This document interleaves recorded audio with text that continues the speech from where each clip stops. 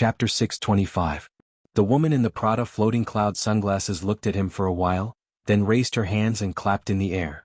The men in black surrounding them dispersed and stood in the four directions of north, south, east, and west with their backs to them and looking straight ahead. Seth was confused and didn't know what the woman wanted. He looked inquiringly at his stepfather, only to find that even his stepfather, who had absolute power in Roslau, seemed to have to bow and listen to this woman. Who the hell was this woman? Seth pondered in his heart. Soon the woman began to speak. Her voice was low and her German pronunciation wasn't very accurate, but her grammar was correct. She must have studied hard. She asked Seth, "You're Seth?" "Yes." Seth nodded and looked at his stepfather again, but he still had his head lowered and stood respectfully beside the woman like a subordinate. "I heard that you were tortured badly by that female lawyer from the Wuxia Empire?" The woman's voice was amused. Seth could see clearly now. Although she was wearing large sunglasses that covered half her face, he could tell that the woman was Chinese. She was the same race as the female lawyer and the Wuxia Empire female exchange student he killed. Seth became alert, unsure of what the woman wanted. "Do you want revenge?" The woman asked softly without waiting for Seth to speak. Seth's head shot up and he stared at the woman carefully, wanting to know what she meant. "Are you serious?" Seth's stepfather nodded, his voice heavy and gloomy. "Of course this lady is serious. Seth, you can't let that female lawyer go." Seth snorted and said stiffly, "If she falls into my hands I'll make sure she's in trouble." "But—" He changed the topic. "I want to escape, so I'll have to trouble father to take care of the matter of revenge. I can't let that be *Tisich have it easy." He waved his fists and the sound was a bit loud, clearly echoing in the night sky. The woman quickly coughed and covered her mouth with the back of her hand.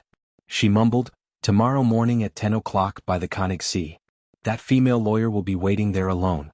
Our people will capture her and then you can do whatever you want to her." As she spoke, the woman opened her palm to reveal a small silver syringe. "What is this? Is it a drug?" Seth's eyes shone with lust as he recalled Gunyenji's curvaceous figure. He couldn't help but gulp. Using drugs to control women was a common trick of the underworld. "Drugs? This is much more powerful than drugs." The woman closed her palm and held the silver syringe. She said meaningfully, "This is called H3AB7. Watch it carefully. Someone will bring it to you tomorrow." With that, the woman turned and walked away swiftly, leaving Seth's stepfather York standing there. Seth stared at the woman's retreating back in bewilderment for a while before turning to his stepfather. "Father, is this true?" York nodded solemnly. "Seth, go to the Königssee tomorrow and take that female lawyer away. I won't let any of these people who attacked us off." Seth was relieved to hear his stepfather say that. He was dubious about what the strange woman had just said. After all, it was their first time meeting. Wasn't it a little too good to ask her to help him deal with that female lawyer? Why are they going against that female lawyer? Seth asked York in confusion. Did she sue them too? York looked at him meaningfully. Their grudge with her is much deeper than ours. They're using someone else to do their dirty work and we're just taking advantage of it. They promised me that as long as you can kill that female lawyer, they'll help you go to the United States to change your appearance and obtain a legal identity. Really? Seth was overjoyed. He'd originally wanted to escape to North Africa, but that place was relatively poor and backward. There were only a few large cities that people could live in, so it was obviously not as prosperous and lively as the United States. They're very resourceful, and their influence is beyond our imagination. You were able to escape this time because they were pulling the strings behind the scenes. York was obviously very trusting of the woman. Also, even if they're bluffing, the money they offered is real. Money? Seth looked at York in confusion. How much? $100 million to buy that female lawyer's life, as well as give you a legal identity and help you go to the United States. York looked at Seth calmly. I've already deposited €5 million in your bank account. Seth's heart blossomed with joy when he heard that he had €5 million to spend. Regardless of whether the promised American identity would be successful, the money had already been transferred to their bank account. Also, he hated Gunyenji to the core, so the offer was exactly what he wanted. He'd originally wondered if the other party had purposely set a trap to harm him, but on second thought, if that was the case, why would they think of ways to help him escape from prison? Wouldn't that be an unnecessary move? Therefore, he was still inclined to believe that the other party wanted to use someone else to do their dirty work. His entire life had been ruined by those two Wuxia Imperial B** cheese anyway, so he was willing to be their weapon.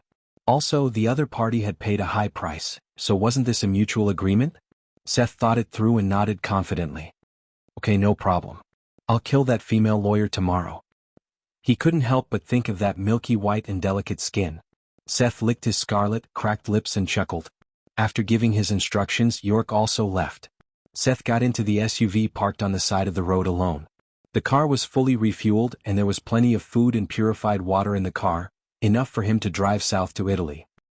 He'd originally wanted to hide in North Africa for a while through Italy, but the woman had promised to help him go to the United States if he could deal with the female lawyer. Of course, he didn't have to go to Italy. He couldn't stay in Germany for now anyway. With a cold expression, Seth inserted the key and started the car, driving into the endless night. Turning onto the highway from Munich to Italy, Seth's mood finally relaxed. After being locked up for 2 months, he was about to go crazy. If he had to spend the rest of his life in prison, he'd rather die. There weren't many cars on the highway in the middle of the night, and he was the only one driving steadily. Occasionally, some 18-wheeler would speed past him. After driving for a while, Seth got bored and turned on the radio to listen to music. Suddenly, he saw an SUV speeding up from behind in the rearview mirror. It slowed down in the lane on his left, almost shoulder to shoulder with him, and then got closer and closer. Seth was furious. They were trying to force him to stop. He slammed on the accelerator, wanting to rush to the front. However, as his car sped up, the car next to him sped up as well, showing no signs of slowing down. Seeing that he was about to collide with the car in front of him, Seth slammed on the brakes in fear. The wheels made a long screeching sound, and his SUV finally slowed down. The car on his left also screeched and slowed down. Seth was angry, but he didn't dare to speed up anymore. He silently drove to the Königssee, a 2-hour drive south of Munich. The Königssee was in the small town of Berchtesgaden on the border between Germany and Austria. It was the most beautiful lake near the Alps. Seth had been there many times, but this was the most exciting time. When he reached the small town near the Königssee, Seth had no intention of staying at a hotel. He parked his car in a shady area near the Königssee and got out of the car in a huff. The SUV that had been following him also stopped and parked behind his car without hesitation. Seth walked over and knocked on the car window. "Friend, you did this on purpose, didn't you?" The car window slid down and a man wearing sunglasses appeared. He opened his palm to reveal a silver syringe and smiled. "You know me, right? I'm here to help you. If it weren't for us, would you have been able to escape from the hospital?" Seth realized that this was the person that the woman had mentioned would come to help him. He looked into the car and saw that there was another person inside, but his head was lowered and he was fast asleep on his side. "Are you worried that I can't handle her alone?" Seth snorted. "I can strangle that woman with one arm." "No worries, but we have to keep an eye on her." The man didn't get out of the car. He took out a cigarette and lit it to take a drag. "It's a big deal after all, and that person is extremely cunning. If she has help, I can help you in secret." They had sent 2 people this time. Half of it was to monitor Seth, and the other half was to prevent Gunyenji from playing tricks. Seth was shocked. "Didn't you say she was the only one who came?" "Probably, but what if?" The man was very cautious. "We don't want to take any risks." He only wanted to see her die with his own eyes, in the most miserable and shameful way possible. This was his boss's order. He didn't know what kind of hatred their boss, a petite woman, had for her to use such vicious methods against her. The man shook the ash off his cigarette and didn't say anything else. Seth thought about it and nodded. "Then I'll go back and sleep for a while. Keep an eye on her and call me when it's time." The man knew that Seth was a simple-minded person who only knew how to act rashly, so he didn't mind and grunted as he stared at the nearby lake. Time passed quickly and soon the first light of dawn broke. Sunlight pierced through the clouds and shone on the turquoise surface of the Königssee, causing it to glow like gold. But soon, a dark cloud floated over from the horizon and blocked the sunlight. The person in the SUV behind Seth wasn't asleep. He had been staring blankly at a crooked willow tree not far in front of them. This was the place where the female lawyer would appear. Seth had been running for his life the entire night. At first, he was too nervous and didn't feel sleepy, but when he stopped at the Königssee, he became extremely sleepy. He laid down the car seat and slept soundly until someone knocked on his window. "Wake up, it's almost 10. This was the first watch. A reminder for your monthly votes and recommendation votes." Chapter 626. Seth shuddered and woke up with a start. The first thing he did was look at his watch to see that the hour hand was already pointing at 10 o'clock. He turned to look outside the window and saw that it was indeed bright outside. The person outside the car saw that he was awake and left to return to his SUV. His other companion in the car was also awake and was adjusting the radio tracking device, the cell phone signal blocking device, and a fake cell phone signal base station. At 10 o'clock sharp, Gunyenji arrived at the Konichi in the luxurious car that Hijichu had booked. She got out of the car and thanked the driver. She told him to go back and promised that she would call him when he picked her up. The driver thought that Gunyenji was here for a vacation and didn't think much of it.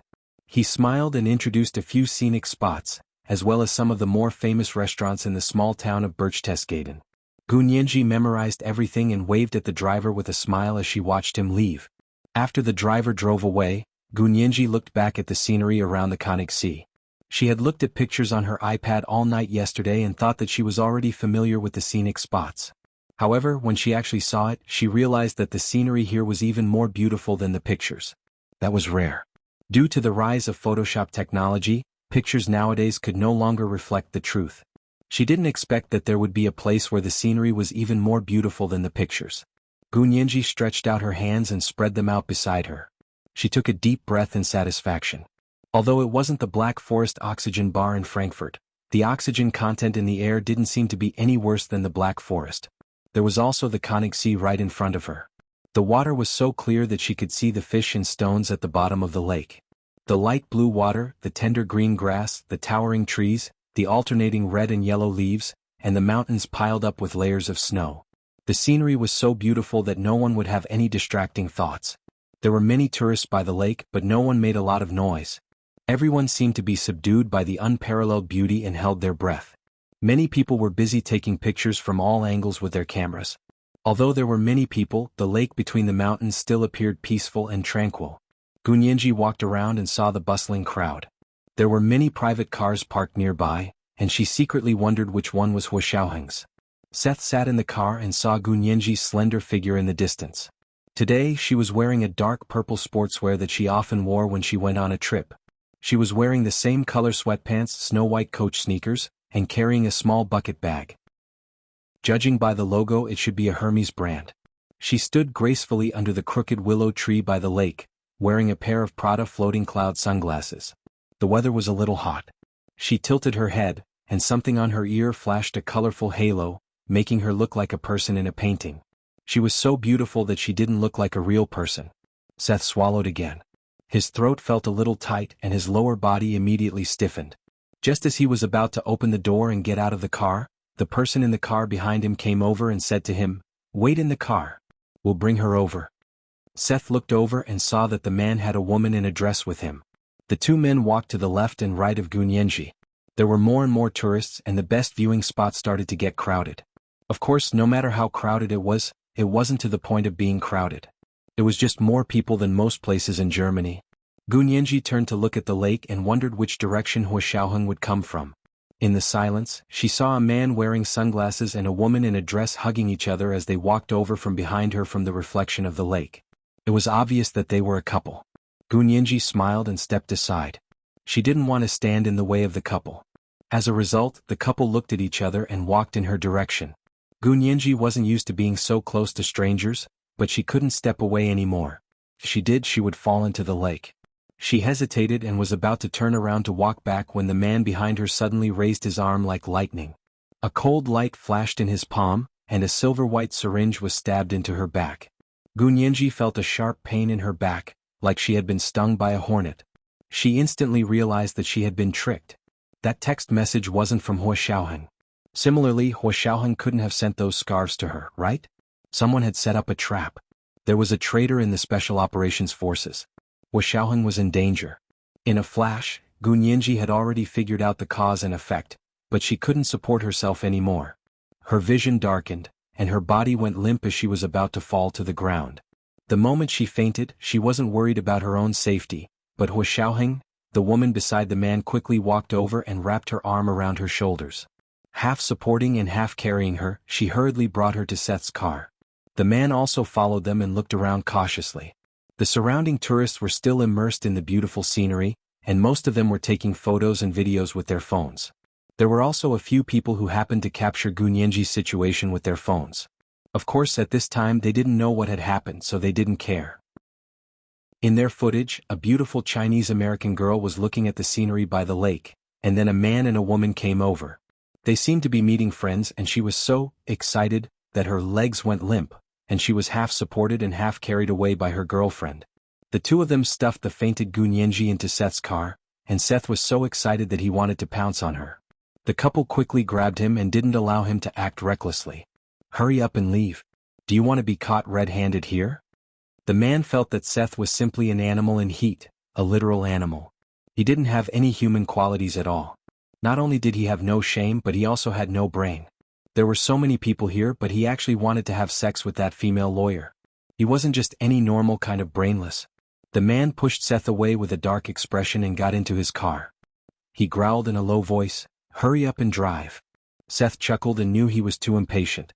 He quickly started the car and quickly drove away. The woman returned to her own car, started it and followed Seth's car.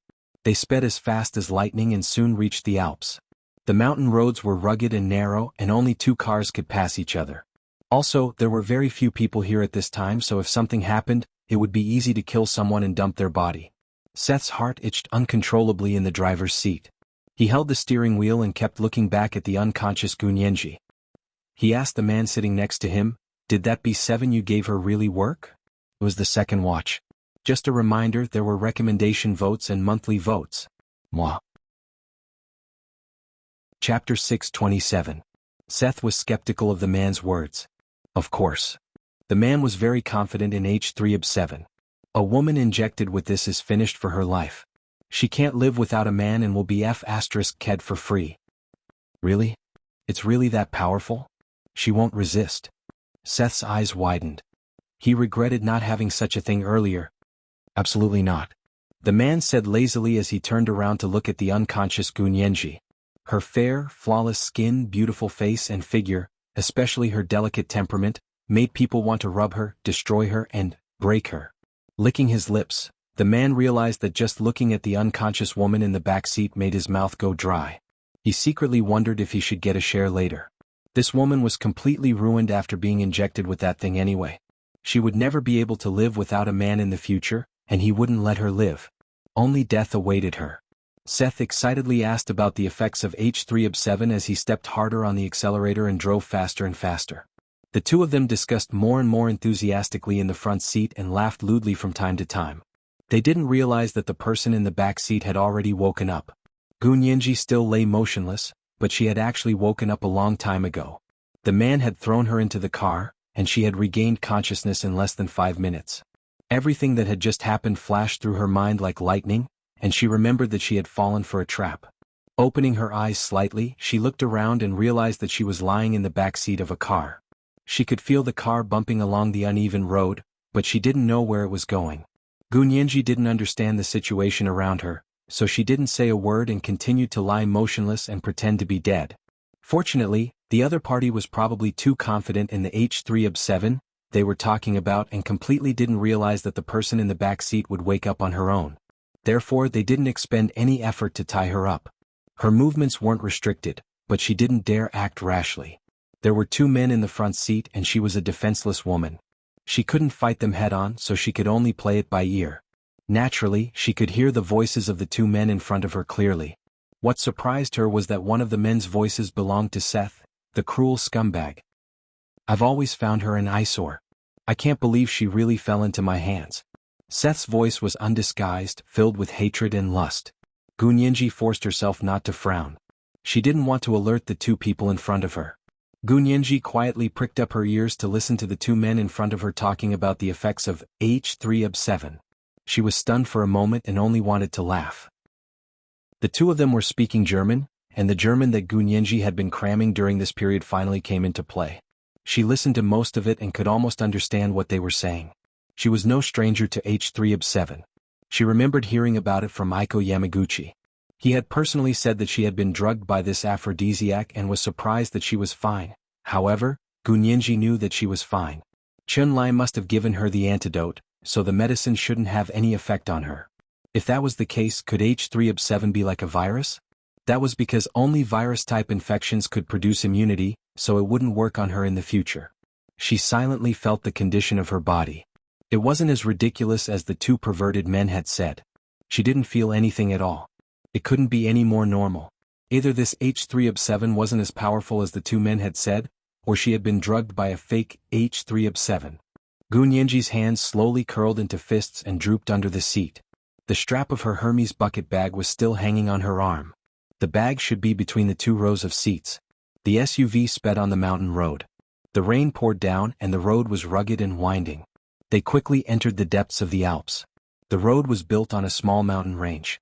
Both sides of the road were marks left by the Ice Age. It was so deep that one couldn't see the bottom. The road almost ran through the Alps. There were steep cliffs on both sides of the road, but there were also towering trees growing out of the steep cliffs. Only the tops of the trees could be seen at the side of the road. They looked like shrubs, but the trees were actually more than 10 meters tall. They were like skyscrapers. It was obvious how deep the steep cliffs on both sides of the road were. There was also a lake left by the Ice Age at the bottom of the slope. It was like the Conic Sea, but deep in the mountains. It was more primitive and more dangerous than the Conic Sea. There were many ferocious wild animals in the mountains and between the lakes. The hunting season in the Alps was very famous because of this. Gunyenji didn't know where she was going at the moment. She could only squint and determine the direction from the light coming in and out of the car window. Unfortunately, the rain was getting heavier. The car window was a blur and the water droplets made it look dim. Gunyenji had just determined that they were driving south, but now she had no idea which direction they were going. Just as she began to feel uneasy, a phone suddenly rang in the car. It wasn't Gunyenji's phone. The ringtone sounded unfamiliar. After a while, the man in the front passenger seat said, "Hello." Then a string of gibberish sounded. It wasn't German, but it seemed to be Spanish. Gunyenji only knew 10 numbers in Spanish.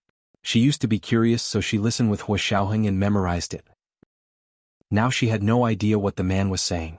However, the man said a few words and said to Seth in German, "Stop the car here. I'll go down for a bit. They'll call for me." Seth was overjoyed and nodded quickly. After the man got out of the car, Seth looked out of the car. It was a small road on the side of the Alps highway. The end of the road was a dead end, and they could only go back the way they came to get to the main road. Because of this, very few people came here. It was a place that didn't see the light of day all year round. There were few people here and it was raining heavily today. In a place like this, no one would come to save her even if she screamed herself hoarse. What's more, from what the man had said, this woman wouldn't even ask for help. She would only eagerly find a man to fuck her. Seth turned around with a sinister smile. His greedy eyes scanned Gunyenji's body like a searchlight.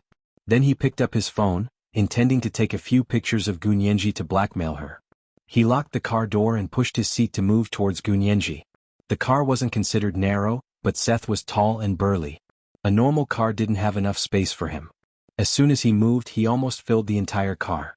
In order to move to the back seat, Seth could only bend his legs and bend his waist to look at the camera on his phone as he slowly inched closer to Gunyenji. As he moved, he reached out to her to unbutton her shirt. Gunyenji was wearing sportswear with the front zipper half open. As long as he pulled the zipper down, he would be able to unbutton her jacket. Seeing that Seth's perverted hand was about to pull the zipper on her chest, Gunyenji couldn't play dead anymore. She raised her leg from the seat and raised her long leg to viciously kick between Seth's legs. Ah! Seth didn't expect Gunyenji, who was supposed to be unconscious, to be able to raise her leg to resist. A piercing pain shot through his crotch. Seth's hand trembled, and the phone he was holding fell to the ground. He instinctively clamped his legs together and used both hands to cover the vital part that had just hardened but was almost flattened by Gunyenji's kick. He howled. Gunyenji's kick landed on her target. She then leaped up from the seat and punched Seth's temple with her right hand. This was a set of self-defense techniques that Huashaoheng had taught her before. It would be most effective in a situation where she was knocked out. A kick to the opponent's crotch would cause them no time to react in pain. Then, a blow to the opponent's weak temple would immediately knock them out. If it was a man with great strength, he could smash his opponent's temple with a single punch and kill him. Gunyenji wasn't strong enough, so she could only knock Seth out. Seth's huge body swayed a few times before falling onto the seat he had already pushed over. Gunyenji quickly grabbed her bucket bag from under the seat and stomped hard on Seth's crotch a few more times before using her own bucket bag to smash Seth's crotch. The quality of the Hermes bucket bag was very good. There were 4 square sharp corners at the bottom that were wrapped in hard metal, just like the heels of high heels. If you hit the target with it, it would be like a sharp hammer and the damage would be great. It was as if a sharp knife had plunged into his lower body and then wrapped around his vital part to gouge him out. Seth woke up from his unconscious state from the pain and let out an earth-shattering howl. He clutched his crotch and rolled off the seat to the ground. Gunyenji saw that the space was too small and that she wouldn't be able to withstand Seth's counterattack, so she nimbly opened the door. As soon as she opened the door, bean-sized raindrops pelted her face. She quickly wiped the water off her face. Just as she jumped out of the car, she heard Seth yell from behind, "Stop her!" The sound of the rain drowned out his yelling, but Gunyenji ran out of the car. The man and woman in the car behind saw it. They looked at each other and saw the shock in each other's eyes. WTF? How can she still run? H3ob7 doesn't work? That was impossible. They had both seen the power of this aphrodisiac with their own eyes. The two of them grumbled in their hearts, but when they saw Gunyenji running forward energetically, they had no choice but to chase after her. Gunyenji hated the fact that she didn't have a gun. Otherwise she would have shot this B*TC, who asked him to harm an innocent woman, and now he wanted to harm her again. Carrying her bag, she ran on the unfamiliar mountain road in a panic. The heavy rain pelted down and the raindrops were so heavy that it hurt her face. At that moment, the car parked behind Seth's car started. This was the first update. A reminder to everyone about your monthly votes and recommendation votes. Today was Monday, so recommendation votes were especially important. There would be an extra update at 7 p.m. P.S. Sob. Our Nyenji is very powerful, don't worry everyone. Chapter 628. Gunyenji heard the sound of a car engine and instinctively wanted to call for help, but when she looked back, the car was rushing towards her in the heavy rain. She immediately realized that it was the car of the man who had just gotten out of the car. They were all jackals of the same tribe. Gunyenji immediately turned and ran in the opposite direction. However, the car refused to let her go. It roared and rushed towards her at lightning speed, breaking through the rain and splashing rain. It looked like it was determined to kill her. The mountain road was already very narrow, with only 2 narrow one-way lanes. No matter how Gunyenji ran, the car behind could easily catch up. Bang bang bang. A series of gunshots rang out on the pouring road. Gunyenji covered her ears and quickly ran in a zigzag pattern. The person behind had a gun and was shooting at her. They were trying to kill her. Fortunately, it was raining heavily today, which affected the person's vision and the trajectory of the bullet.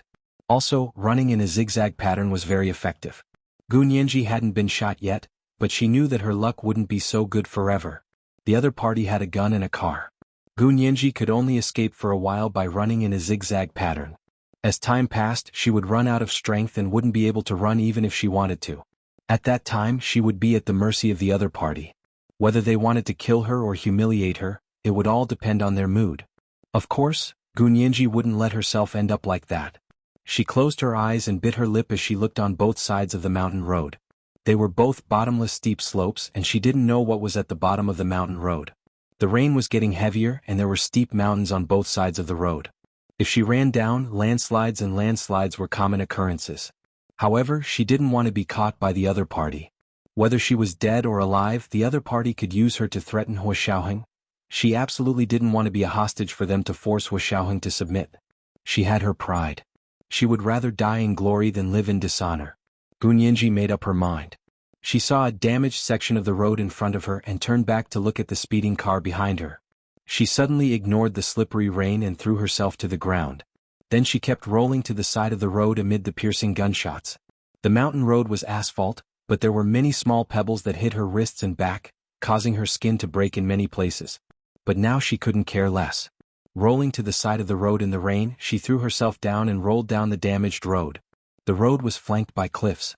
The cars behind her were only chasing after her. They didn't expect her to jump off the side of the cliff. A loud sound rang out. It was the sound of tires rubbing against the ground. The car finally skidded to a stop just before it went over the edge of the cliff. Gunyenji looked up at the car parked on the side of the road with some regret. She couldn't help but fall down the steep slope. There were soft grasses and protruding rocks on the mountainside. Gunyenji fell all the way down and hit her calf hard against a rock. A sharp pain shot through her calf bone and she immediately fainted. However, the momentum of her fall did not slow down. She was still falling. At the intersection of the damaged road, the man and woman got out of the car and saw Gunyenji's figure fall rapidly, as though she had fallen into a bottomless abyss. The rain was so heavy that they couldn't see where Gunyenji had fallen even with their infrared night vision goggles. "Where is this?" the woman asked quietly. The man turned on his phone and used his hand to block the rain. He searched the terrain and said, "This is a cliff. On both sides are layers of hard soil left over from the Ice Age. It's harder than stone."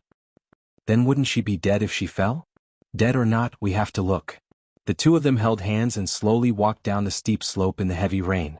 After walking for a while, they couldn't go any further. It was almost a straight cliff. If they wanted to go further, they could only jump or roll down like Gunyenji. Also, the rain was so heavy that they saw the layers of soil on both sides of the road were loose. If there was a landslide, she would definitely be dead. The two of them looked around again and found a few pieces of purple sportswear. They must have been scraped off from Gunyenji's body. They had indeed seen her fall off the cliff in the heavy rain, but they weren't sure if she was really dead. However, it was impossible for them to go down and look for her themselves. They didn't want to play around with their lives. "Let's go back first and report to the boss. We'll see what they have to say." The woman didn't want to continue the chase. "Okay." The man nodded and found the place on the map before sending the location back. Their men received the news and immediately prepared to search the mountain. They had received orders to see Gunyenji if she was alive or dead. Falling off a cliff and disappearing wasn't the correct answer. Their boss wouldn't accept it. The two of them held hands and slowly climbed up the slope. Looking back at the bottom of the slope, they felt dizzy from the heavy rain. They had no idea what it was like at the bottom of such a steep cliff. They were soaked from head to toe when they returned to the road. But they still went to see Seth's car first. Entering the car, they saw Seth lying motionless against the window. The two of them looked at each other. The man walked over and pushed him. "Seth?" Seth let out a soft cry. His face was in so much pain that his features were almost contorted. "What's wrong?" the woman asked curiously. "Stomach ache." She saw that Seth kept covering his stomach with his hand. Seth was in so much pain that he couldn't even speak. The man opened the door and immediately saw Seth's crotch. It seemed to be dyed red. "What's wrong with you?" The man was shocked and couldn't believe what he was thinking. No way. He had already given her a shot of H3OB7. It was absolutely safe. How could she have the ability to fight back? This didn't make sense. Seth only felt the pain between his legs increase, and his entire body convulsed. Finally, he couldn't catch his breath and fainted again. The man frowned. "We have to send him back or he'll die here." The woman nodded. Just like before, she returned to her car while the man drove Seth's car to a large manor in the suburbs of Munich. The manor was covered in trees and a large villa that looked like a church was hidden in the shadows. They carried Seth inside and found a family doctor they were familiar with to examine his injuries. The doctor was in cahoots with them and wouldn't report Seth. However, after the doctor arrived, he removed Seth's pants to take a look and said regretfully, "This person is disabled." "Disabled?" The people in the manor looked at each other. "You mean he's dead?" "He's not dead yet." The doctor took out a syringe and began to inject anesthesia into Seth. "His testicles ruptured and have been stomped flat. We have to remove it surgically or it'll get infected and septicemia. That'll be the end of him." Everyone was speechless.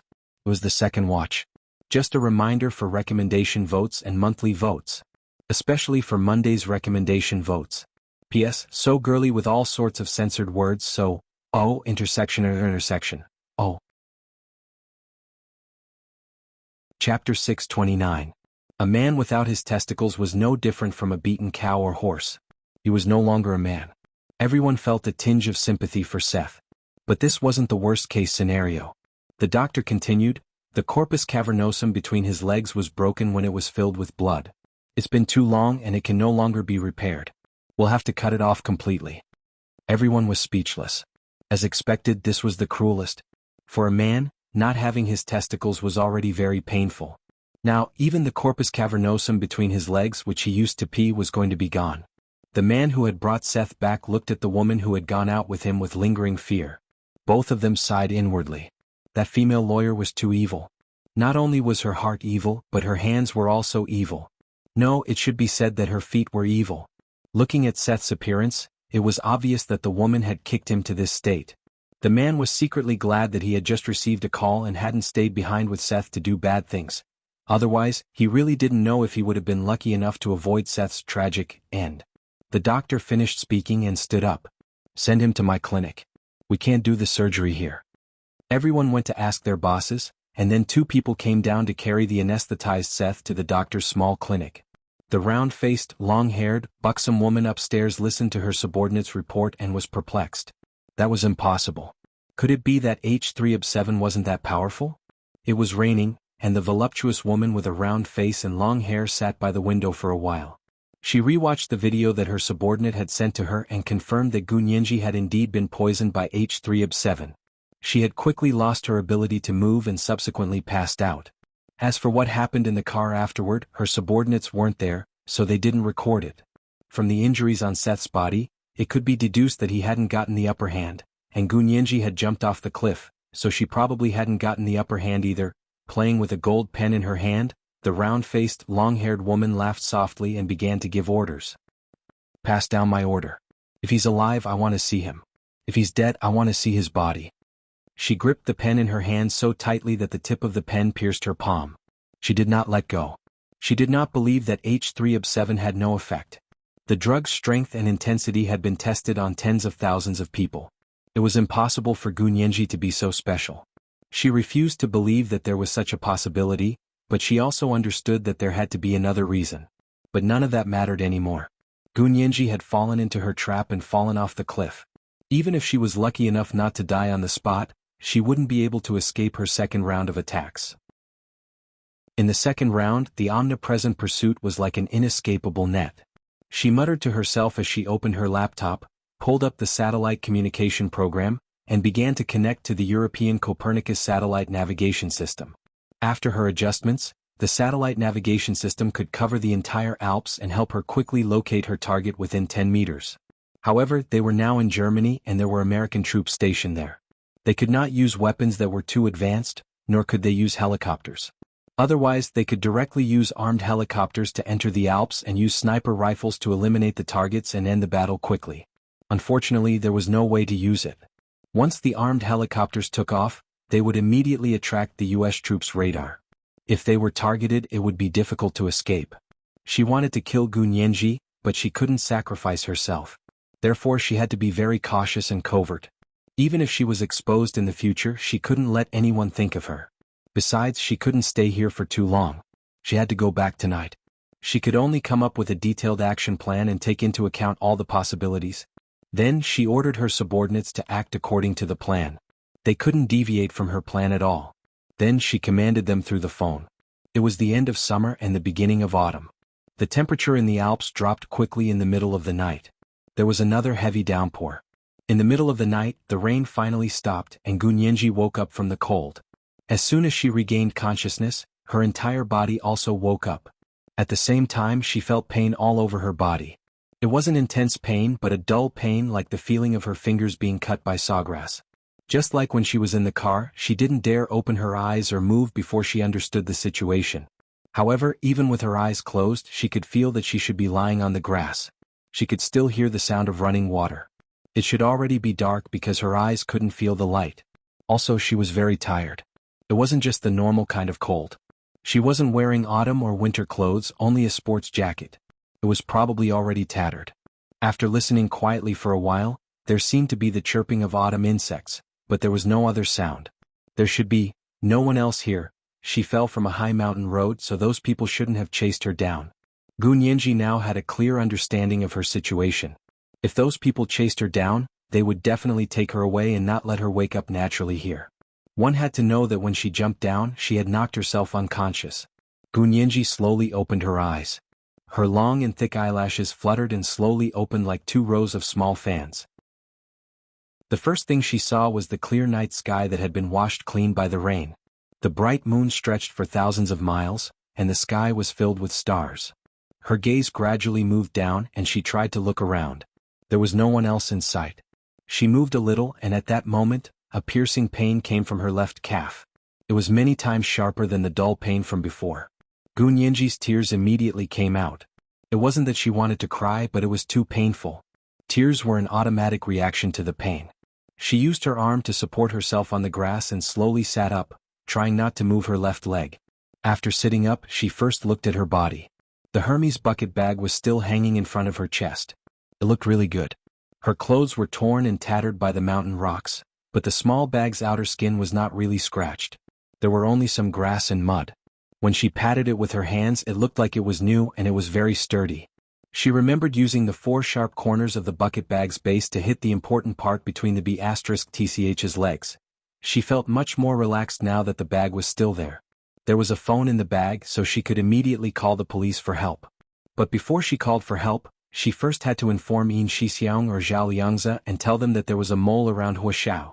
Her instincts told her that the mole couldn't be Yin Shixiang or Zhao Liangzi, because if it was them, it wouldn't be so troublesome if they wanted to harm her or Wuxia. As Gu Nianji thought about it, she hurriedly took out her phone from the bucket bag and looked at it. It wasn't wet and could still be used. She put her finger on it and unlocked the fingerprint password. She opened her contact list and found Yin Shixiang's number to call. There was no answer, and not long after, her call was sent to voicemail. Gu Nianji couldn't tell him the truth in the voicemail, so she could only anxiously say, "Brother Xiong, call me back when you have time. I have something very important to tell you. It's about Wuxia." After thinking about it, she called Zhao Liangzi again. Again there was no answer, and it was also sent to voicemail. Gu Nianji didn't leave a message this time and hung up. She looked down at her phone gloomily and thought about it for a while. Then she called the Munich police number 110. The phone also rang for a while. Just when Gu Nianji thought no one would answer the call, someone finally spoke. "Munich Emergency Hotline. May I ask who you are? How can we help you?" A woman's sweet voice came from the phone. Gu Nianji had just learned German, so she only understood the gist of it. She didn't bother using German and directly said in English, "Hello, I was kidnapped and taken to the Alps near the Königssee in Berchtesgaden. I just escaped. Please save me." The person on the other end seemed to be stunned by her. After a pause, the woman switched to English and said stiffly, "Please don't panic. Please tell me your name, social security number, home address, and your current location." Gu Nianji looked at the location displayed on her phone and read it to the person on the other end. Then she said, "I'm not German. I'm serious, a citizen of the Wuxia Empire. I'm here on business in Germany." She only said her English name and, of course, didn't say her social security number. She wasn't German anyway, so she didn't have a German social security number. "Okay, got it.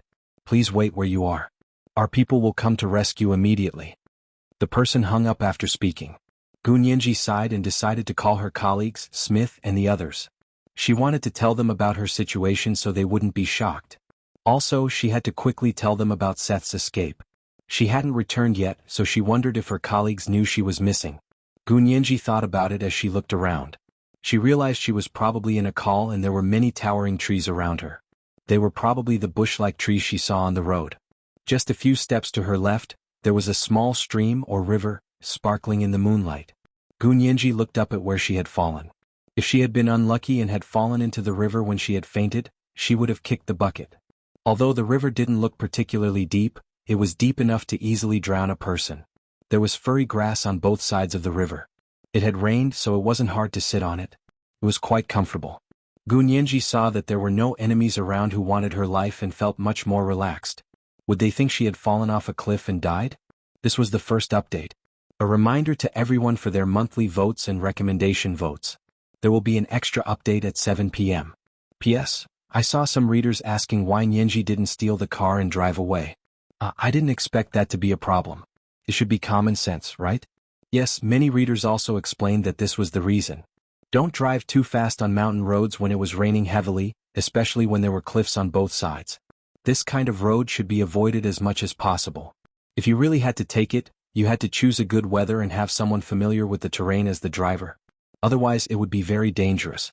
Of course, Nianji couldn't choose the road at this time, so she could only choose not to drive. Stealing the car and escaping under these circumstances would be suicidal. There was no need for others to do anything.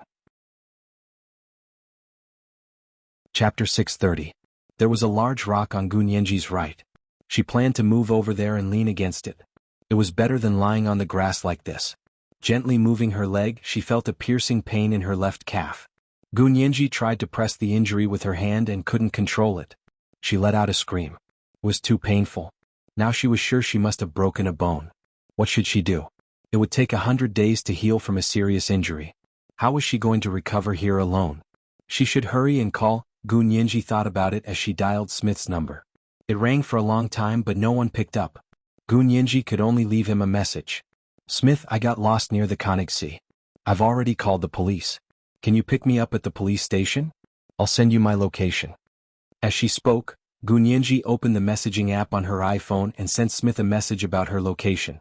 When Smith saw the message, he would probably immediately go to the police station to get her, right? To be on the safe side, Gunyenji also called her other 3 colleagues. Strangely, none of them picked up, so she could only leave a message. What were they doing when they couldn't pick up? The 4 of them couldn't pick up because they were at a famous nightclub in Munich. Happy, beautiful women from Central Europe who came to Germany to make a living surrounded the 4 of them. They played rock, paper, scissors and forced them to drink. They were having a great time. They were playing strip beer, and the loser had to take off one piece of clothing. It was late summer and early autumn, so they didn't wear much. If they lost twice, they would be half naked. They had blonde hair, snow-white skin, high noses, deep eyes, and bodies that could mesmerize a group of people. Although the 4 American lawyers all had wives or official girlfriends or fiancées, they were still mesmerized by these beauties. Just as the 4 American lawyers were in a drunken stupor, their phones were secretly hacked and a Trojan was installed in their phones.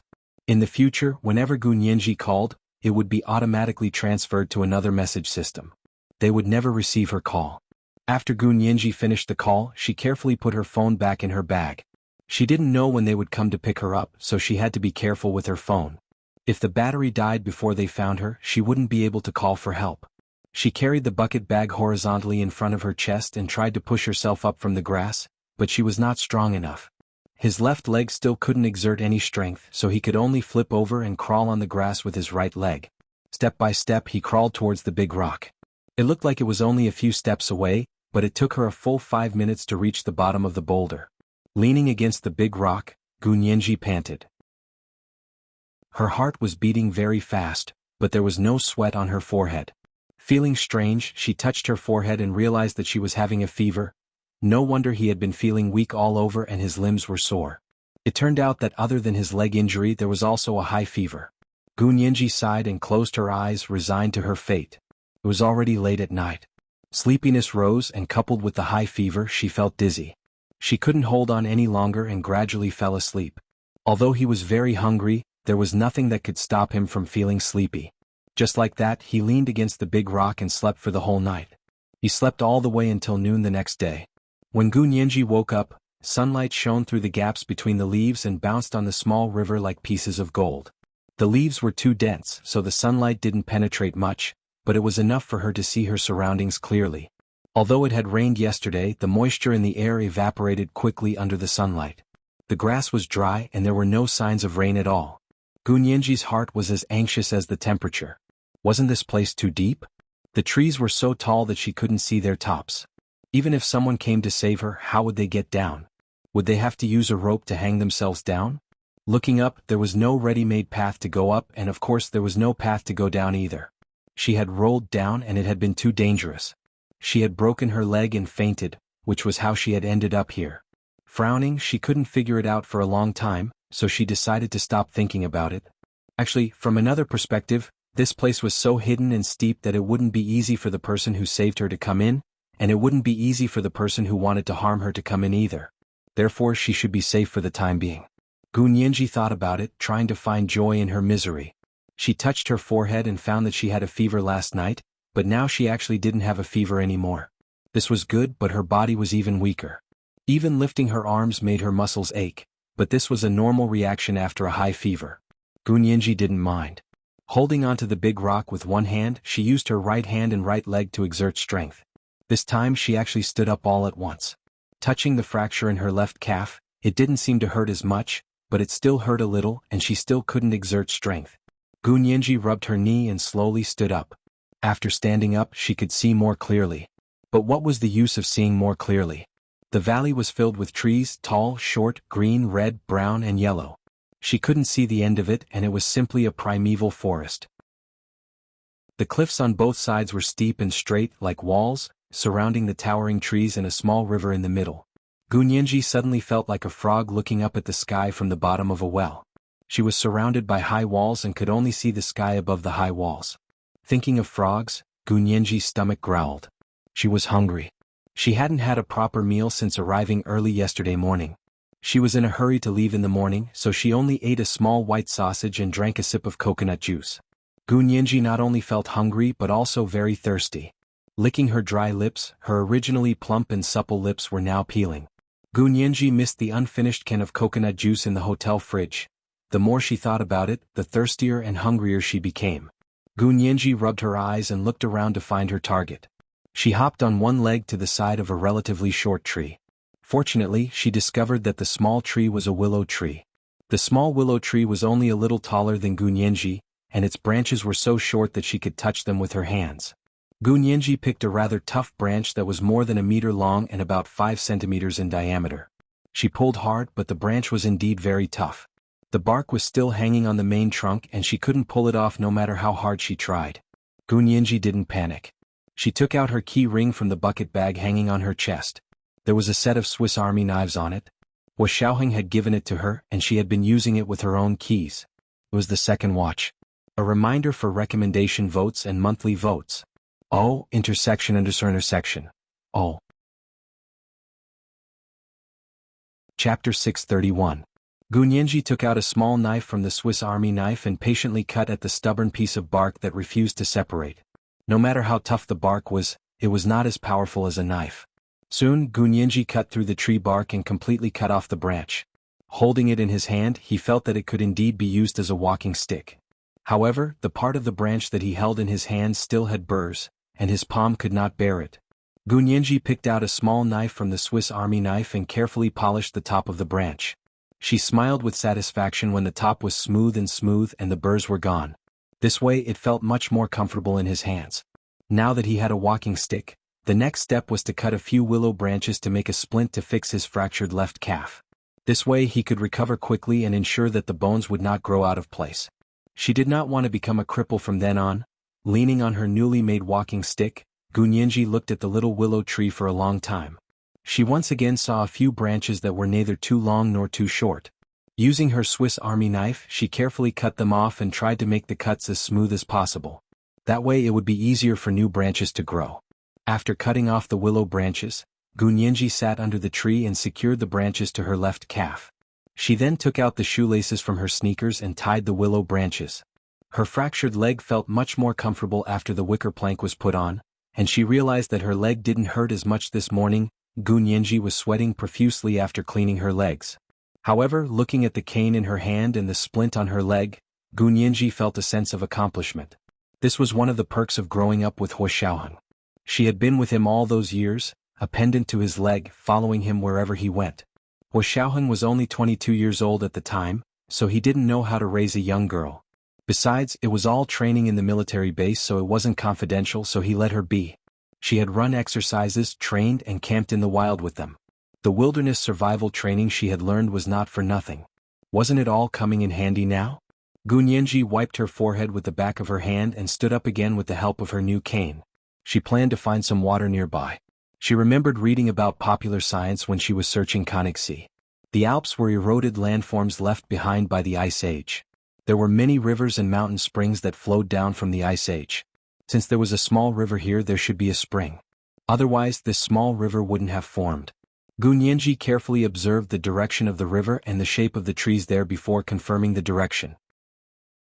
She limped along the river for 20 minutes before she found a small waterfall, which was actually a mountain spring that flowed down from the top of the mountain. Gu Nianji was overjoyed and quickly walked over. She leaned against the edge of the waterfall and gulped it down. The water here had the unique sweetness of the mountain spring. She drank it to her heart's content. It was a pity that she didn't have a jug or kettle. Otherwise she could take the water back. Now she could only come here to drink when she was thirsty. How embarrassing. Although she had fallen into such a situation, Gu Nianji was still very happy and treated it as an unexpected outing. After drinking the water, Gu Nianji walked back. She was no longer thirsty, but she was still hungry. He walked around the forest with his walking stick looking for something to eat. She noticed that there were a lot of berries growing near the cliff. They were colorful and varied in shape. Gu Nianji roughly recognized at least 3 kinds of berries: blackcurrant, blueberry and blackberry. Because she had eaten them before, she didn't dare to eat the others for fear of being poisoned. However, the berries she had eaten before were bought from the supermarket and were all grown by fruit farmers. These were wild, so she didn't know if there would be any difference in the taste. Gu Nianji pondered as she picked a handful of blackcurrant, blueberry and blackberry. She carried them to the river to wash them, then carefully picked up a blueberry and put it in her mouth to taste. Her snow-white teeth bit into the plump berry, and the juice almost gushed out. A sweet and sour taste instantly filled her mouth. Gu Nianji hummed and narrowed her eyes, immersing herself in the delicious taste of the food. The taste was so good. It was so many times better than the blueberries sold in the supermarket. This was a natural and pollution-free green fruit. Gu Nianji couldn't help stuffing the rest of the berries into her mouth one by one. In comparison, the blueberry was sweet and sour, the blackberry was very sweet, and the blackcurrant was very sour. The taste of the three berries together was even more amazing. The sweet blackberry perfectly neutralized the sour taste of the blackcurrant, and the sweet and sour taste of the blueberry seemed to be the icing on the cake, enhancing the beautiful taste. Gu Nianji was very satisfied with the meal. The blackcurrant was full of vitamin C and anthocyanin, which could kill bacteria and strengthen the immune system. It was very suitable for her current situation. Although she didn't like to eat things that were too sour, she had to eat more blackcurrants in order to survive here. After eating a hearty meal of berries, Gu Nianji's mood was much better. She took out her phone from the bucket bag in front of her chest to look at it and found that the signal here wasn't very good. No one called her, not even a text. Gu Nianji remembered that her phone was fine last night, and the signal was normal. Now it only had one bar and it was intermittent. Fortunately, the phone's battery still had 90%, so it should be able to last for a while. Gu Nianji wasn't discouraged. She believed that the police would come to rescue her. What she needed to do was to survive here. She couldn't wait for the rescuers to come and find herself dead. He carefully put the phone back into the bucket bag and rummaged through it. There were a lot of things inside. There was her LV wallet. It was not expensive, but it was easy to use. No matter how it was made, it would not break. It had been used for several years and the patterns on the leather had not faded. Now it was filled with all kinds of bank cards, credit cards, and some euros and US dollars. Gu Nianji looked up at her surroundings, which resembled a primeval forest, and shook her head with a sigh. What was the use of having money and cards? What could she do? She was also in despair. Looking at the contents of the bucket bag, there was a pack of sanitary napkins that she habitually kept there. Swiss Army knife keychain, a few chocolate bars, a pack of wet tissues, and most importantly, a lighter. She had originally wanted to give it to Hua Xiaoheng as a gift, but now she didn't have to be a caveman and drill wood to start a fire. Gu Nianji prayed to the sky with tears streaming down her face. Humans had begun to use fire, and that was the transition from cavemen who ate raw meat and drank blood to civilized people. Gu Nianji immediately felt even hungrier. From yesterday morning until this morning, she had only drunk a few mouthfuls of water and eaten some berries. There were only a few pieces of chocolate in the bag and she did not plan to eat them now. She had to save them as a last resort. Sitting under the tree to rest for a while, Gu Nianji decided to go to the river to see if she could catch fish. She also chopped a forked branch to use as a harpoon, and hobbled to the river with the help of her walking stick. The river was so clear that she could see the bottom, and there were actually medium-sized silver fish swimming around. Gu Nianji swallowed her saliva and stood by the river. Using a simple harpoon that she had made herself, she began to catch fish. She didn't know if the fish were too stupid or if her skills were too good, but she managed to catch a few fish in no time. She hobbled back and forth between the willow tree and the river, constantly breaking off branches. Finally, she built a small fish grill. Using the Swiss Army knife that she carried with her, she scaled the fish and removed the gills. Then she cut open the fish and dug out the internal organs to bury them by the river bank. After cleaning the fish, she used a tree branch to skewer them from the head and placed them on the grill. Then she collected some dried leaves to use as fuel and took out a lighter to light it. Gu Nianji couldn't help but laugh when the flames began to burn. As the saying goes, heaven never seals off all paths. She had seen Hua Xiao and the others grill fish when they had a picnic. Although she had never done it herself, she remembered how to do it. Now that she was doing it herself, she was a little unfamiliar with it at first, but she quickly got the hang of it. Not long after, the aroma of food wafted over, and she salivated even more. Gu Nianji picked up a brown fish and opened her mouth to take a bite. Oh no! It was actually bitter. Gu Nianji instinctively spat out the fish. How could this be? She remembered eating Hua Xiao's grilled fish. It was crispy on the outside and tender on the inside. The fish was smooth and fresh. The fish she grilled herself. Fine, although it looked burnt on the outside, it was already burnt on the inside. So it might be a little more burnt than Hua Xiao's, a little bit burnt and a little bit overcooked. Of course it was bitter. How could something burnt not be bitter? Gu Nianji wanted to cry but had no tears. She threw away the strangely grilled fish and switched to another one to continue grilling. She didn't know how she did it herself. She could actually grill it until it was burnt on the outside and burnt on the inside. She spent the entire afternoon grilling fish. She didn't know how many fish she tried, but when it was almost dusk she finally grilled a fish that was edible. However, after the fish entered her mouth, Gunyenji realized that all the little silver fish by the river had already run away. Did they finally know to stay away from her, the executioner? Gunyenji thought about it slowly, then hugged her stomach and laughed. She looked at her left leg again. It almost didn't hurt anymore. She pushed herself up from the grass and accidentally discovered that she could use some strength in her left leg. Although she still limped a little, it wasn't as serious as before.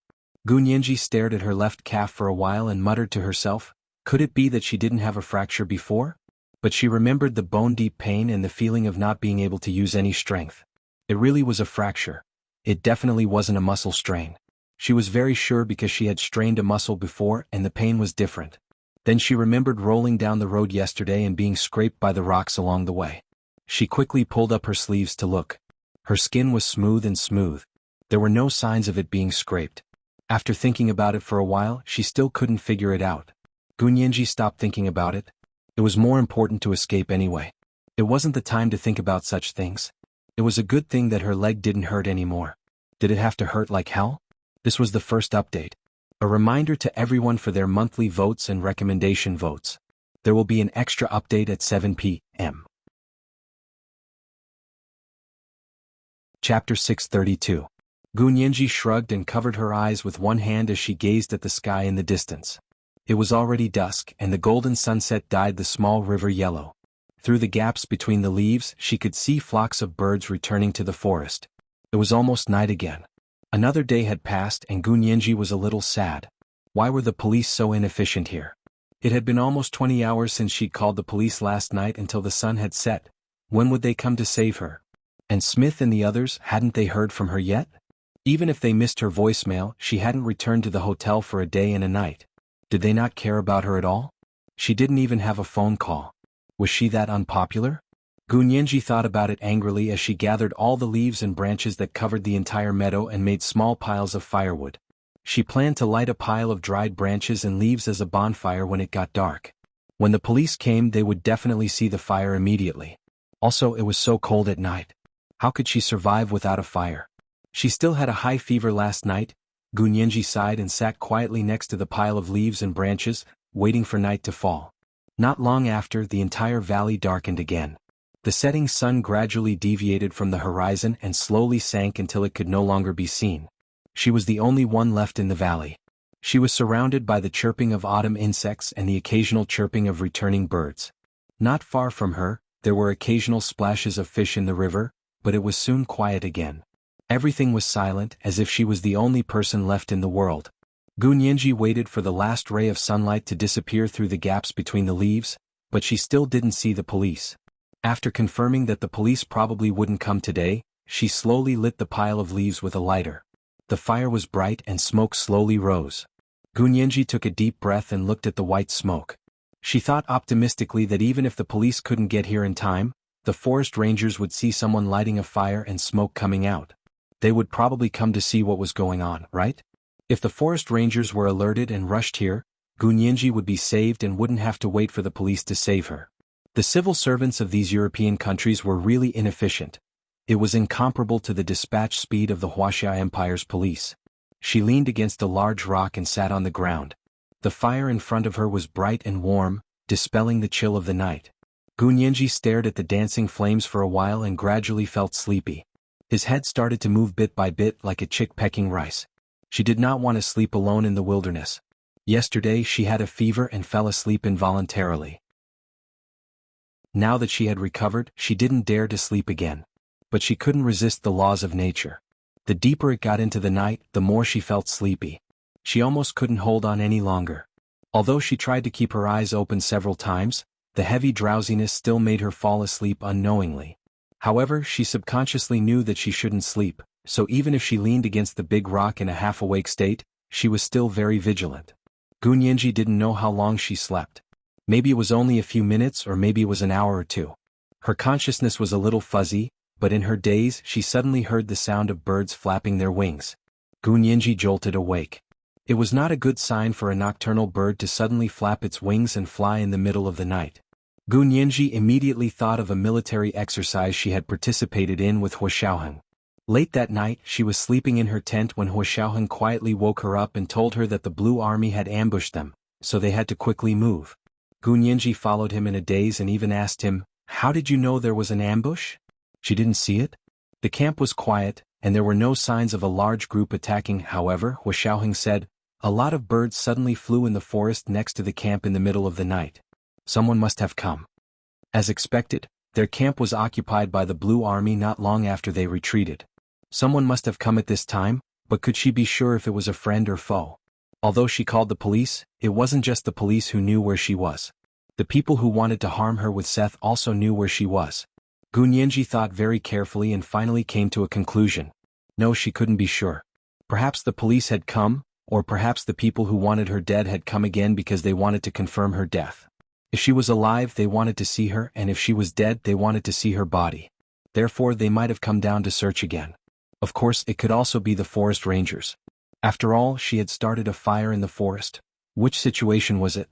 Gunyanji's mind raced and she decided to hide first. During the day, she had gathered a few piles of firewood. The one she had just lit was the smallest one, so the fire was not big. She had kicked it twice just now and it had burst into flames. After she had stepped on it a few times, it had been extinguished. The valley that had been lit by the fire suddenly darkened, and only the gentle moonlight and starlight floated in the forest. Gunyanji blinked and quickly adapted to the night. She got up with her cane and went around to hide behind a large rock. The birds flapped their wings and flew, and there were other sounds mixed in. Gunyanji focused and finally heard them. If it weren't for the fact that her left leg still couldn't move, she would have run and found a place far away to hide instead of hiding in the shadow of the large rock behind the fire. She hugged her bucket bag tightly and her heart raced. Then she remembered the phone in her bag. What if it suddenly rang? She quickly reached into her bucket bag and set the phone to vibrate. Then she took it out and stuffed it into the pocket of her sweatpants. That way, if the rescuer called her, she wouldn't miss it. She lay motionless behind the large rock for a few minutes, and finally, there was a vague sound of footsteps from above. Gunyanji slowly raised her head and glanced at the sky. Her eyes widened. She saw 4 men in black slowly descending from the night sky. Upon closer inspection, they were probably uniformed police officers. They were wearing suspenders just like the wires used for special effects scenes in movies and TV shows. And these people were holding onto the suspenders with one hand and guns in the other. The gun barrel was pointed up and the shape of the bolt looked very familiar. Gunyanji's pupils suddenly contracted. That was a semi-automatic submachine gun. Were these people here to save her or to kill her? Only terrorists would be able to deal with the fully armed policeman, right? She was a defenseless little girl. Did she need such a lineup? Gunyanji's heart pounded. It was the second watch. Just a reminder for recommendation votes and monthly votes. Oh, intersection. Oh. Chapter 633. The 4 uniformed police officers were hung from the road above. They wore police hats that covered most of their faces, and each of them wore a pair of large sunglasses that covered their eyes. Gunyanji could immediately tell that the sunglasses weren't normal sunglasses. They were infrared night vision goggles. The 4 uniformed officers looked around cautiously with guns in their hands, ready to shoot at the slightest movement. Were they really here to save her? Gunyanji narrowed her eyes and looked up at the 4 armed uniformed officers slowly descending from the sky. Harboring the last sliver of hope, she cried out, "Help!" Then she quickly fell to the ground and rolled into the forest. The 4 uniformed officers heard someone cry out for help and didn't hesitate to turn their guns and fire in the direction of Gunyanji's cry. Bullets rained down from the sky, and the large rocks immediately shattered into pieces. When the bullets hit the bodies of the people, it was very painful. Although Gunyanji had already rolled elsewhere, her back was still splashed by the debris and burned with pain. However, it was only debris and she managed to avoid the bullets. Otherwise, she really would have died here for no reason.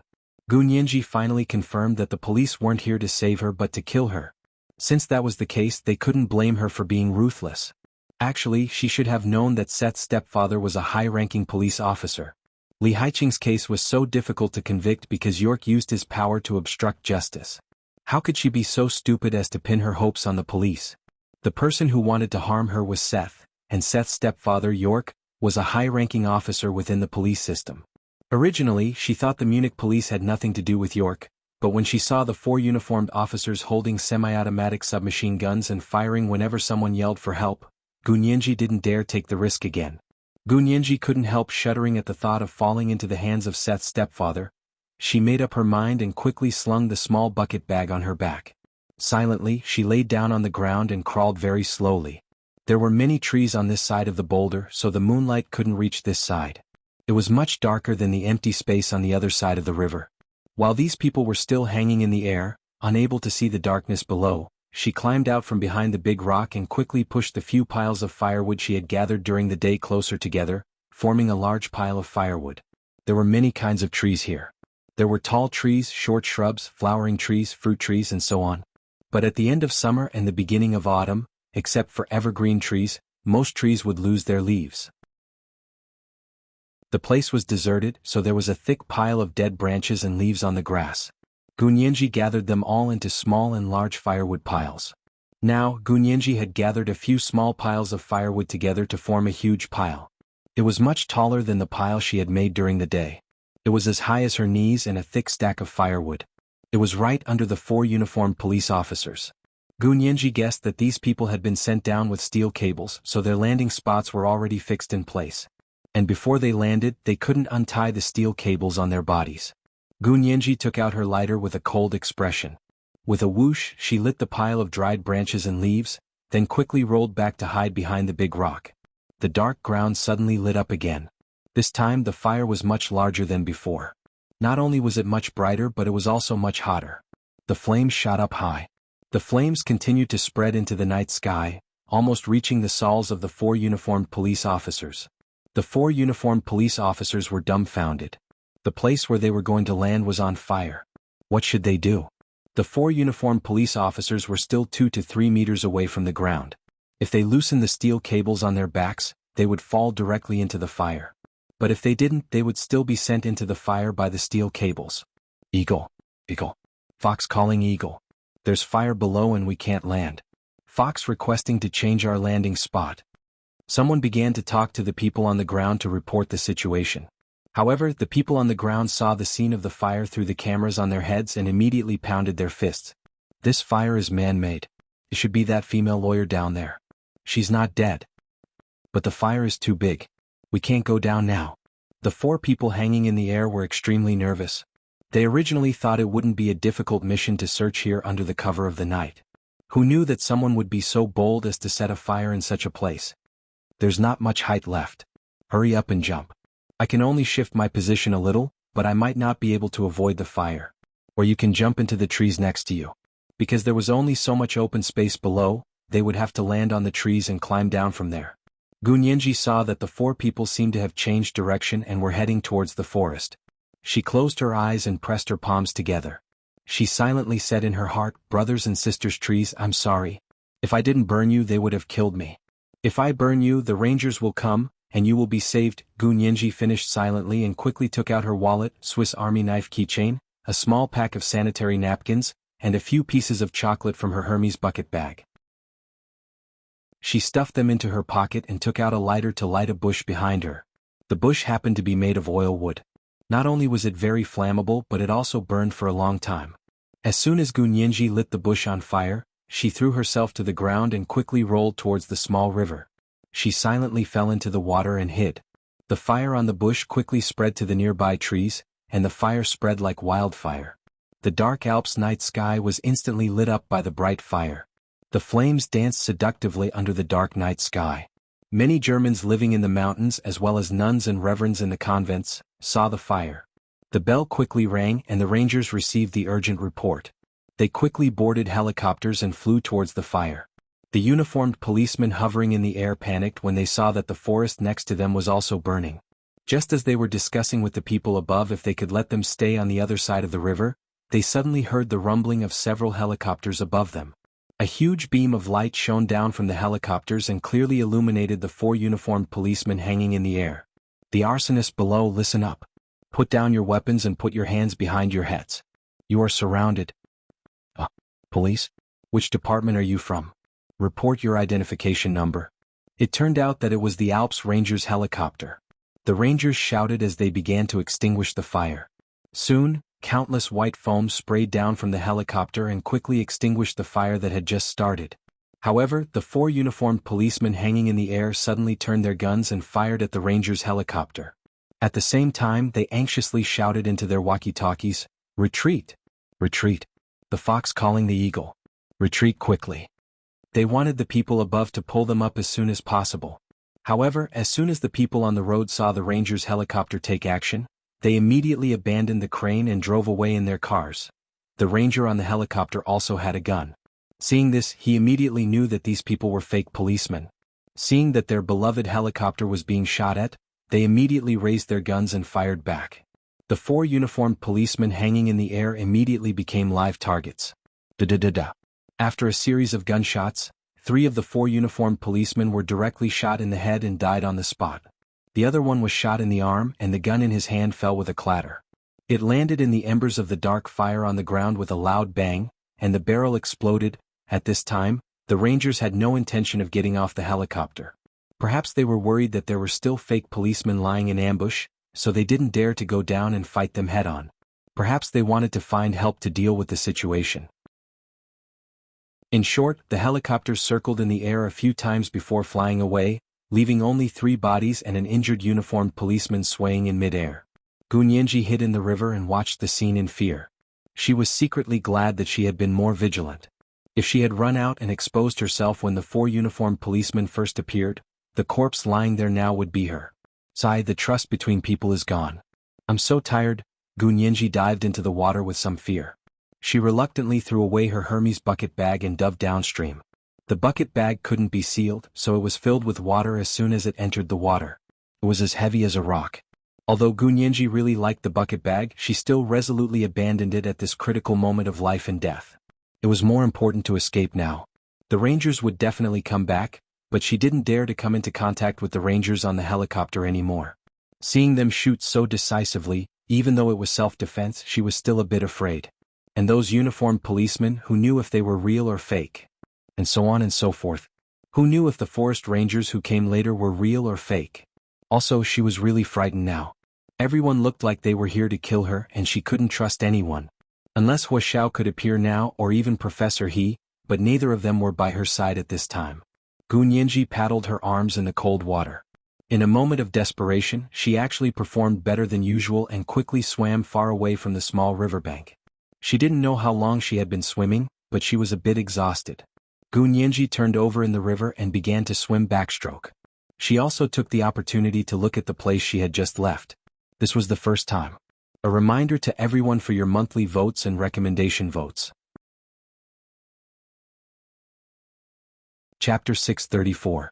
There was no fire or smoke, but there were bright lights that illuminated half the sky. She could also hear the roar of machines.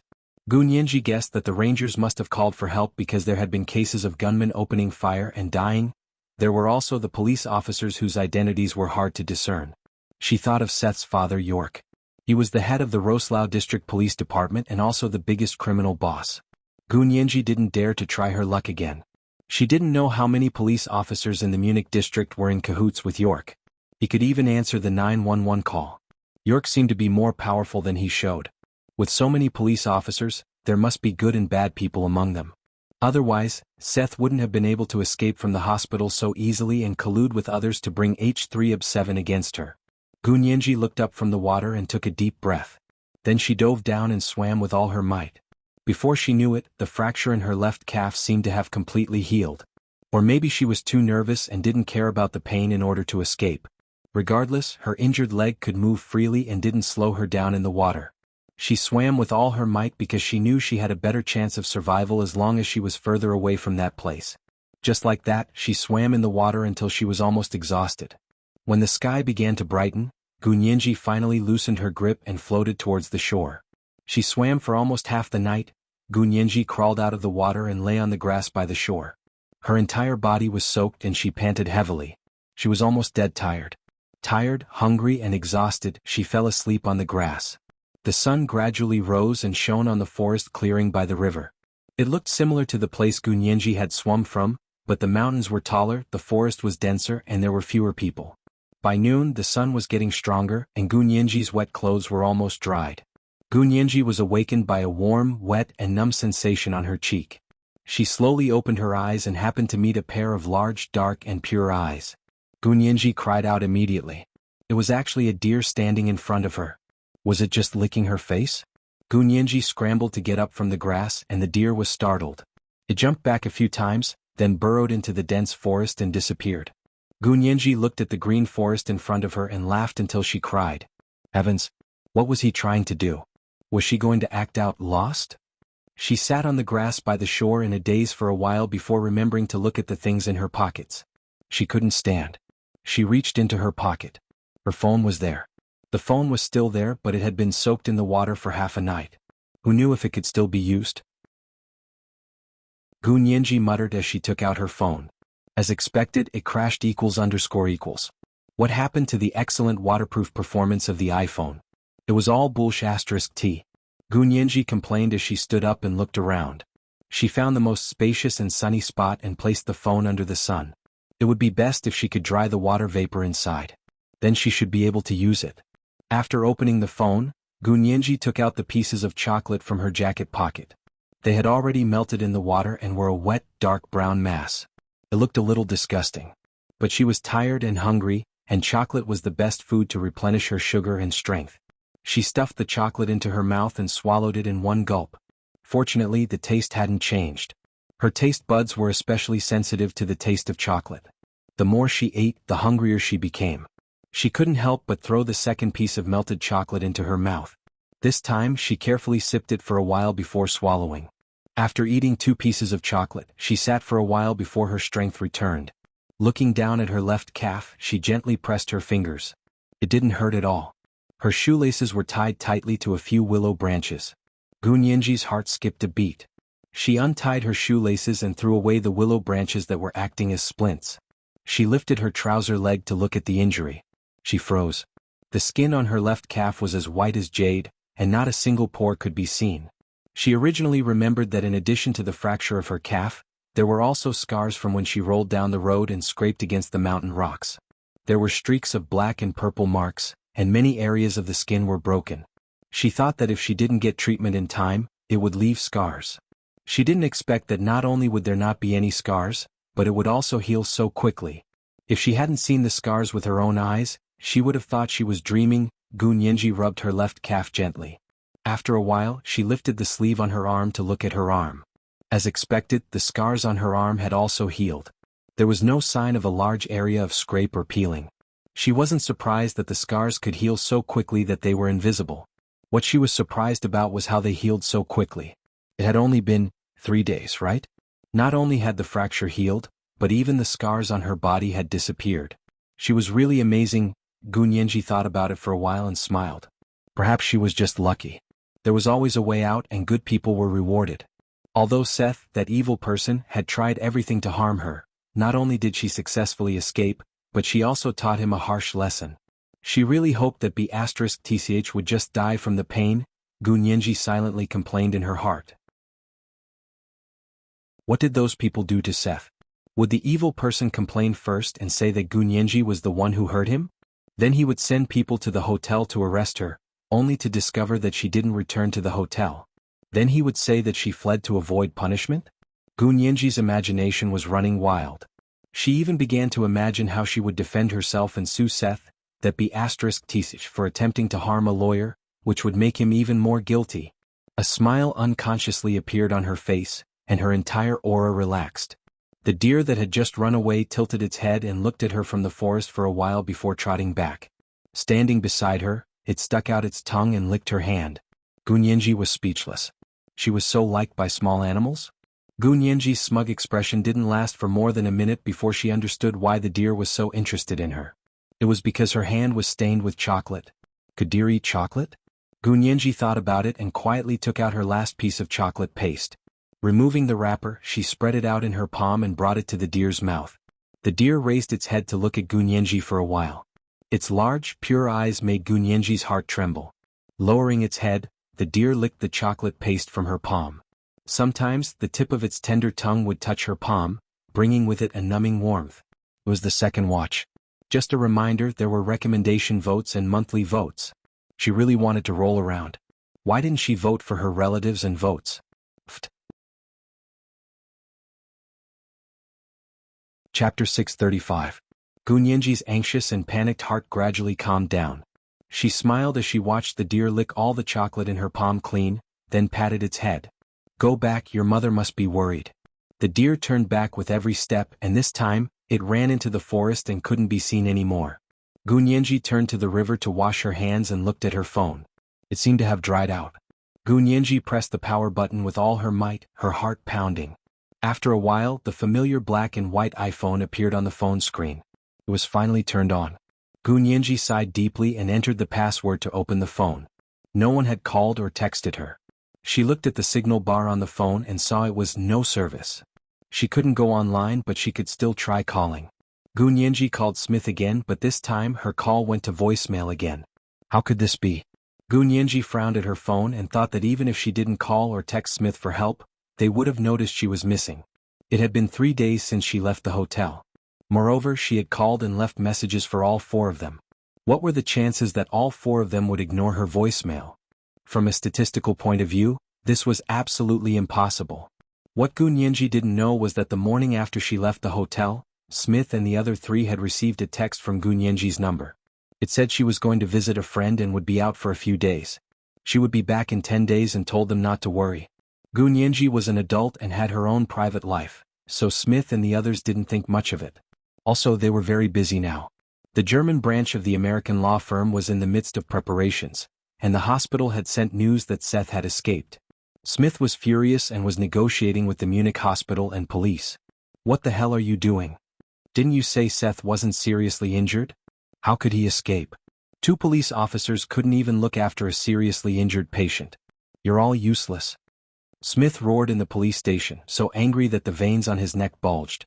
Smith rushed to the police station to urge them to arrest Seth and bring him to justice. News of Seth's escape quickly spread throughout the world, and even the people of the Wuxia Empire knew about it. Because the case had caused quite a stir in the Wuxia Empire, news of Seth's escape once again caused a stir. Social media exploded again. When Ma Chichi saw the message, she was so angry that she flipped the table in her dorm. She quickly texted Gunyenji. Love Meng Chichi, Nyenji Nyenji. How could you let that scum escape? Love Meng Chichi, Nyenji Nyenji. You must give it your all. The scum. The civilians would not be appeased if they were not killed. It had been 2 days since the message was sent, but Gunyenji hadn't replied. Ma Chichi thought that Gunyenji must be feeling terrible and didn't want to talk, so she didn't rush her or text her. She believed that Gunyenji would contact her after dealing with this matter. Gunyenji walked along the river for a day, but still couldn't find a way out. There seemed to be no end in the distance. The Alps stretched and curved and she couldn't see where the way out was. When it was getting dark, Gunyenji found a small cave. The entrance was very small and the ground was round. It could only accommodate 2 people sitting inside, and it seemed to be a bit deep inside. It was very dark and she couldn't see the bottom at a glance. There shouldn't be any other animals here because the entire cave was very clean. There were no signs of wild animals, but there was a faint fishy smell. However, it should be fine after a little smoke. At least there was a place to cover her head, so she planned to spend the night there. With the help of the high-quality Zippo lighter, she could not only start a fire, but she could also eat as much cooked food as possible every day. She had been eating berries so often these past few days that her teeth were about to collapse from the sourness. Before going to bed, she found some leaves and dried branches and lit them at the entrance of the cave to get rid of the smell and to ward off wild animals. The deeper she went into the mountains, the more obvious the traces of wild animals became. Gunyenji felt something following her in the afternoon. Later, when she was drinking water at the spring, she realized it was a wolf. Gunyenji was a bit scared, but she also knew it was useless to be afraid. There was no one here to help her solve these difficulties. She could only rely on herself. That was why people said that human potential was limitless. When forced to that point, it was impossible not to grow. Gunyenji lamented that her previous pretentiousness was only because there were people who doted on her. Now that she was alone in the wilderness, she could survive even if she ate and slept in the open. She wasn't so delicate anymore. She walked out of the small cave with her newly made walking stick and went out to find firewood. Although her leg no longer hurt, she still made herself a walking stick, using it as a walking stick to explore the way. The mountains were high and the forest was dense. Weeds grew wildly and some places were as tall as half a person. She could scare away many wild animals by hitting them with a stick. She didn't have the energy to fight those fierce beasts for now. However, she couldn't bear to kill those innocent and stupid fawns to satisfy her hunger. In the end, she still had to go to the river every day to fish. She was about to throw up from eating grilled fish without seasoning. Gunyanji sighed and resigned to her fate as she walked out. There were berries in the forest, so she definitely had to pick them. Although she was already tired of eating them, she still had to eat them to supplement vitamin C, which could strengthen the immune system and prevent colds. The weather was getting colder every night now, so she didn't want to get sick again. She walked into the forest with the walking stick and carefully searched around. There weren't many berries here. It wasn't that they didn't grow much, but they seemed to have all been picked away or destroyed. There were many crushed berries on the ground, and the shrubs that grew the berries had been pushed around. She didn't know who was so violent. Picking berries was fine, but they had to destroy the roots that people relied on for their livelihood. Gunyanji happily speculated as she walked into the depths of the forest. There was a tall and straight beech in front of her, and there were large clusters of berry bushes under it.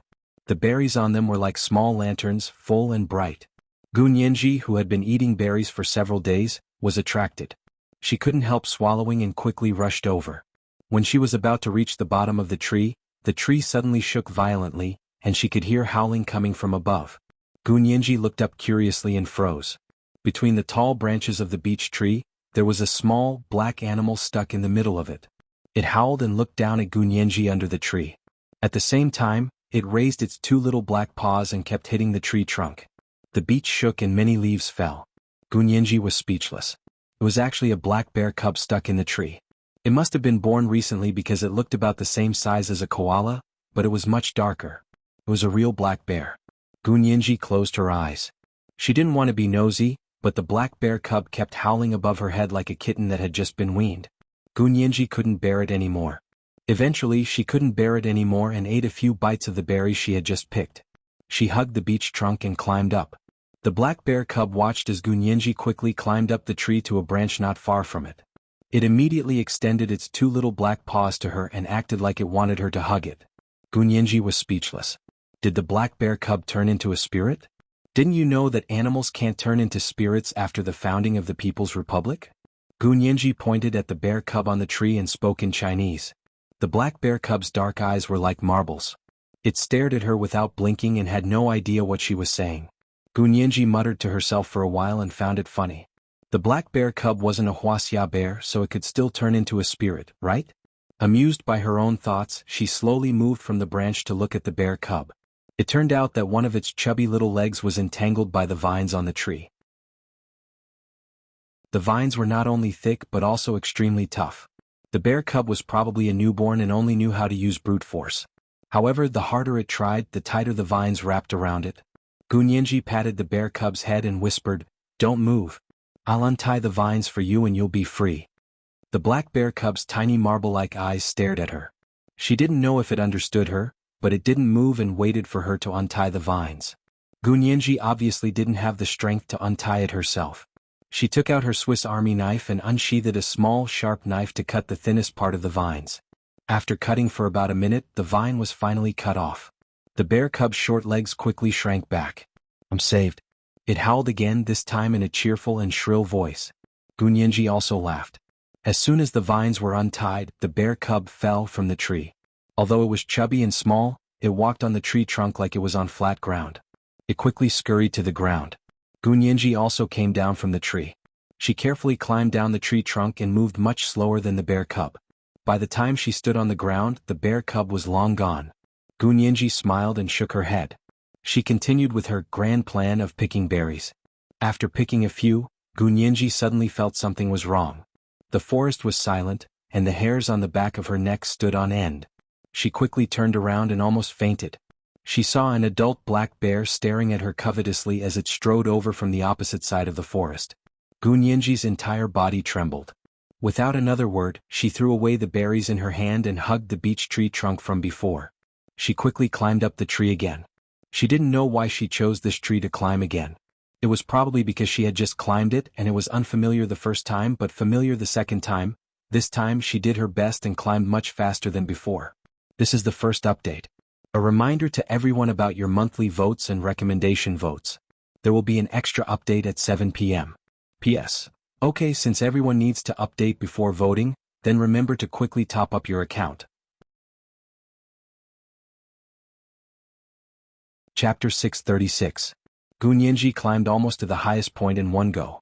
She crouched between the dense leaves and branches and peeked at the big black bear under the tree.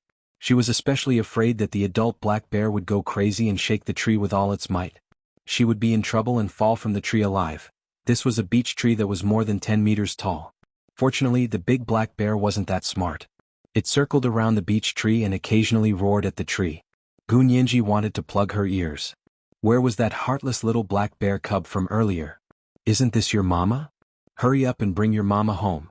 Gunyanji crouched between the branches of the beech tree and couldn't help biting her fingers.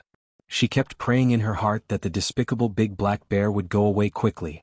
However, the big black bear had no intention of leaving. It circled a few times under the tree and found a comfortable place to lie down. Gunyanji didn't have any temper after being fooled by it. She could only endure the hunger in her stomach and lay down on the tree branch in resignation. Fortunately, the gaps between the branches of a beech tree were just right for a little girl like Gunyanji to lie down on. It was just that the tree trunk was a bit hard and uncomfortable. However, this wasn't the time to be picky. Gunyanji missed the days when she was with Hua Xiaoheng. She put her arms behind her head and looked up at the starry sky through the gaps between the leaves. She recalled all the bits and pieces of her past with Hua Xiaoheng. Hua Xiaoheng didn't like to talk much and was tough and iron-willed, but his concern for her was genuine. Even when he was busy with work, he would still pay attention to what kind of bed she slept comfortably on and quietly order people to buy the best mattress for her. He would also remember what she liked to eat. The orderlies who cooked all knew that the chief would order them according to Miss Gu's taste. Even when she had just started her period, he bought many brands of sanitary pads for her to use. The one she used the fastest became her usual brand because it was definitely her favorite. At that time she was extremely delicate like Princess P. She wouldn't sleep comfortably with a different brand of mattress. Who would have thought that she could sleep in the wilderness, on the grass, in a cave, and now even in a tree? She swore that when she went back she would not be picky anymore. Gunyanji held a straw in her mouth and slowly drifted off to sleep as she missed Hua Xiaoheng. After sleeping for an unknown period of time, he suddenly heard a loud and desolate howl that tore through the night sky. Gunyanji woke up with a start. She held onto the branches of the tree and looked out with trepidation. The moonlight was very bright at night. From this angle she could see the small cave where she planned to spend the night. However, in front of the cave, there was a group of wolves with green eyes staring at the cave entrance. Gunyanji shivered and almost fell from the tree. How could this be? Why were the wolves howling at the cave where she had planned to spend the night? After a while, the wolf standing in the front rushed into the cave. The wolves behind did not follow, but fanned out in front of the cave to be on guard. Gunyanji bit her fingernails and stared blankly at the pack of wolves, trying to figure out what they were up to. Just as she was wondering, the wolf that had rushed in finally came out with something in its mouth. Gunyanji's eyes widened as she stared at it. When the wolf put the thing in its mouth on the ground, Gunyanji finally saw what it was. It turned out to be a wolf cub. And it was a real wolf cub that had been born not long ago. The wolf that had brought it out kept licking the cub's body as if it was cleaning or marking it. Following that, the pack of wolves howled again. At this time, another wolf walked out of the cave. This wolf looked like it had been in the cave for a long time. It looked more pleasing to the eye than the wolf that had entered and come out earlier. It had a slender neck, a beautiful long tail, and a calm gait. It walked out of the cave with its head held high, like a queen. The wolf cub on the ground crawled up and crawled under the body of the second wolf that had just walked out. It began to drink milk. Gunyanji was speechless. Okay, she had accidentally chosen a cave where a mother wolf was about to give birth. No wonder the cave was so clean. No wonder there was not a single mouse. Who would dare to disturb a place where a female wolf gave birth to her cubs? If she hadn't been stuck in the tree by the big black bear, she would have definitely been torn to pieces by the especially fierce mother wolf that was giving birth tonight. Gunyanji felt a wave of fear when she thought of this. She looked down at the big black bear under the tree again and suddenly felt that it wasn't so scary anymore. When she looked down, Gunyanji discovered something else. She didn't know when the little black bear had come back. Its two little black paws were under its fat head and it was sleeping comfortably on the big black bear's thick chest. Even the howling of the wolves couldn't wake it up. Gunyanji was speechless. So she had blamed the two bears wrongly?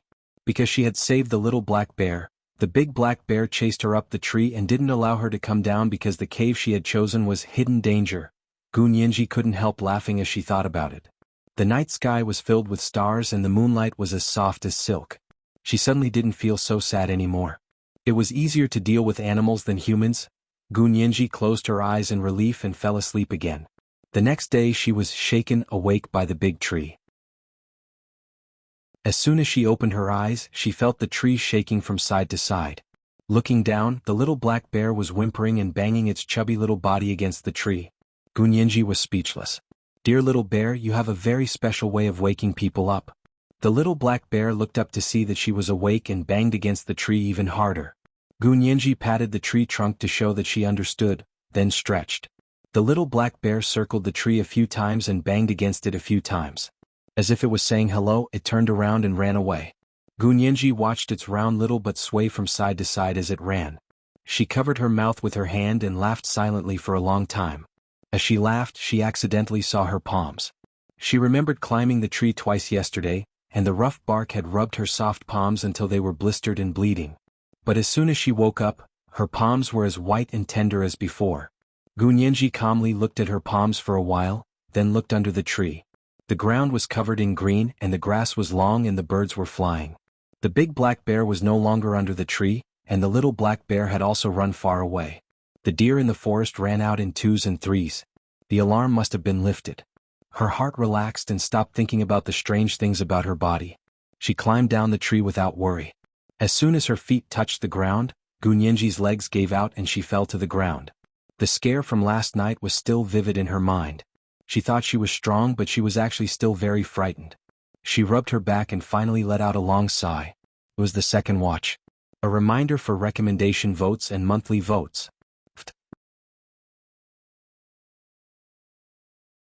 Chapter 637.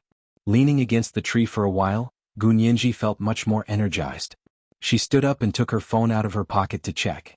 It was already the fourth day and the phone had less than 50% battery left.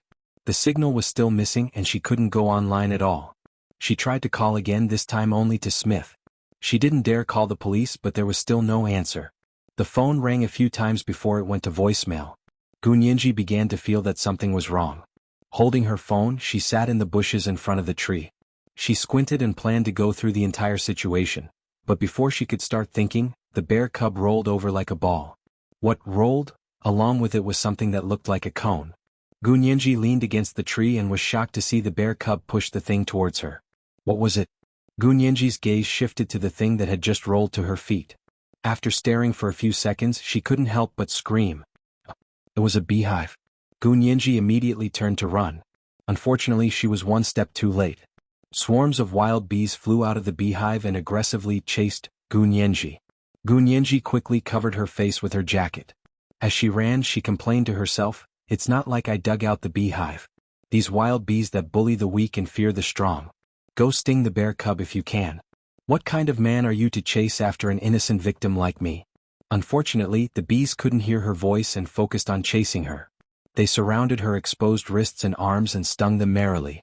Gu Nianji was in pain and itching, and soon her arms were swollen. She was in a panic and covered her head, so she accidentally fell into a small pond. What? Water splashed everywhere.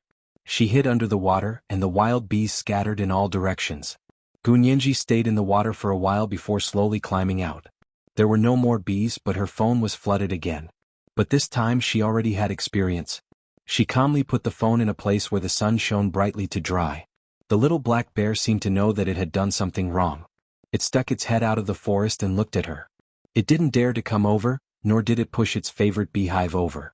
Out of the corner of her eye, Gu Nianji caught a glimpse of the little black bear's evasive figure. She looked down and ignored it. She went to find a few sharp branches to skewer the fish with. The Alps were filled with lakes formed during the Ice Age. There were plump whitebait in the lakes, so it should be delicious. Unfortunately, there was no seasoning. Gu Nianji's face turned green as she ate.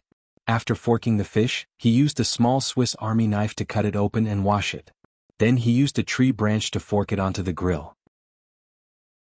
At this time, the little black bear finally couldn't resist the temptation of the roasted fish and ran over, the unfortunate honeycomb rolling by its feet.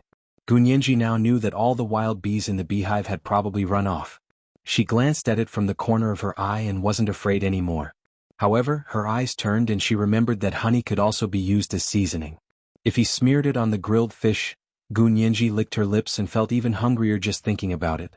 The little black bear pushed the beehive to her and circled around her and the grill, obviously very curious.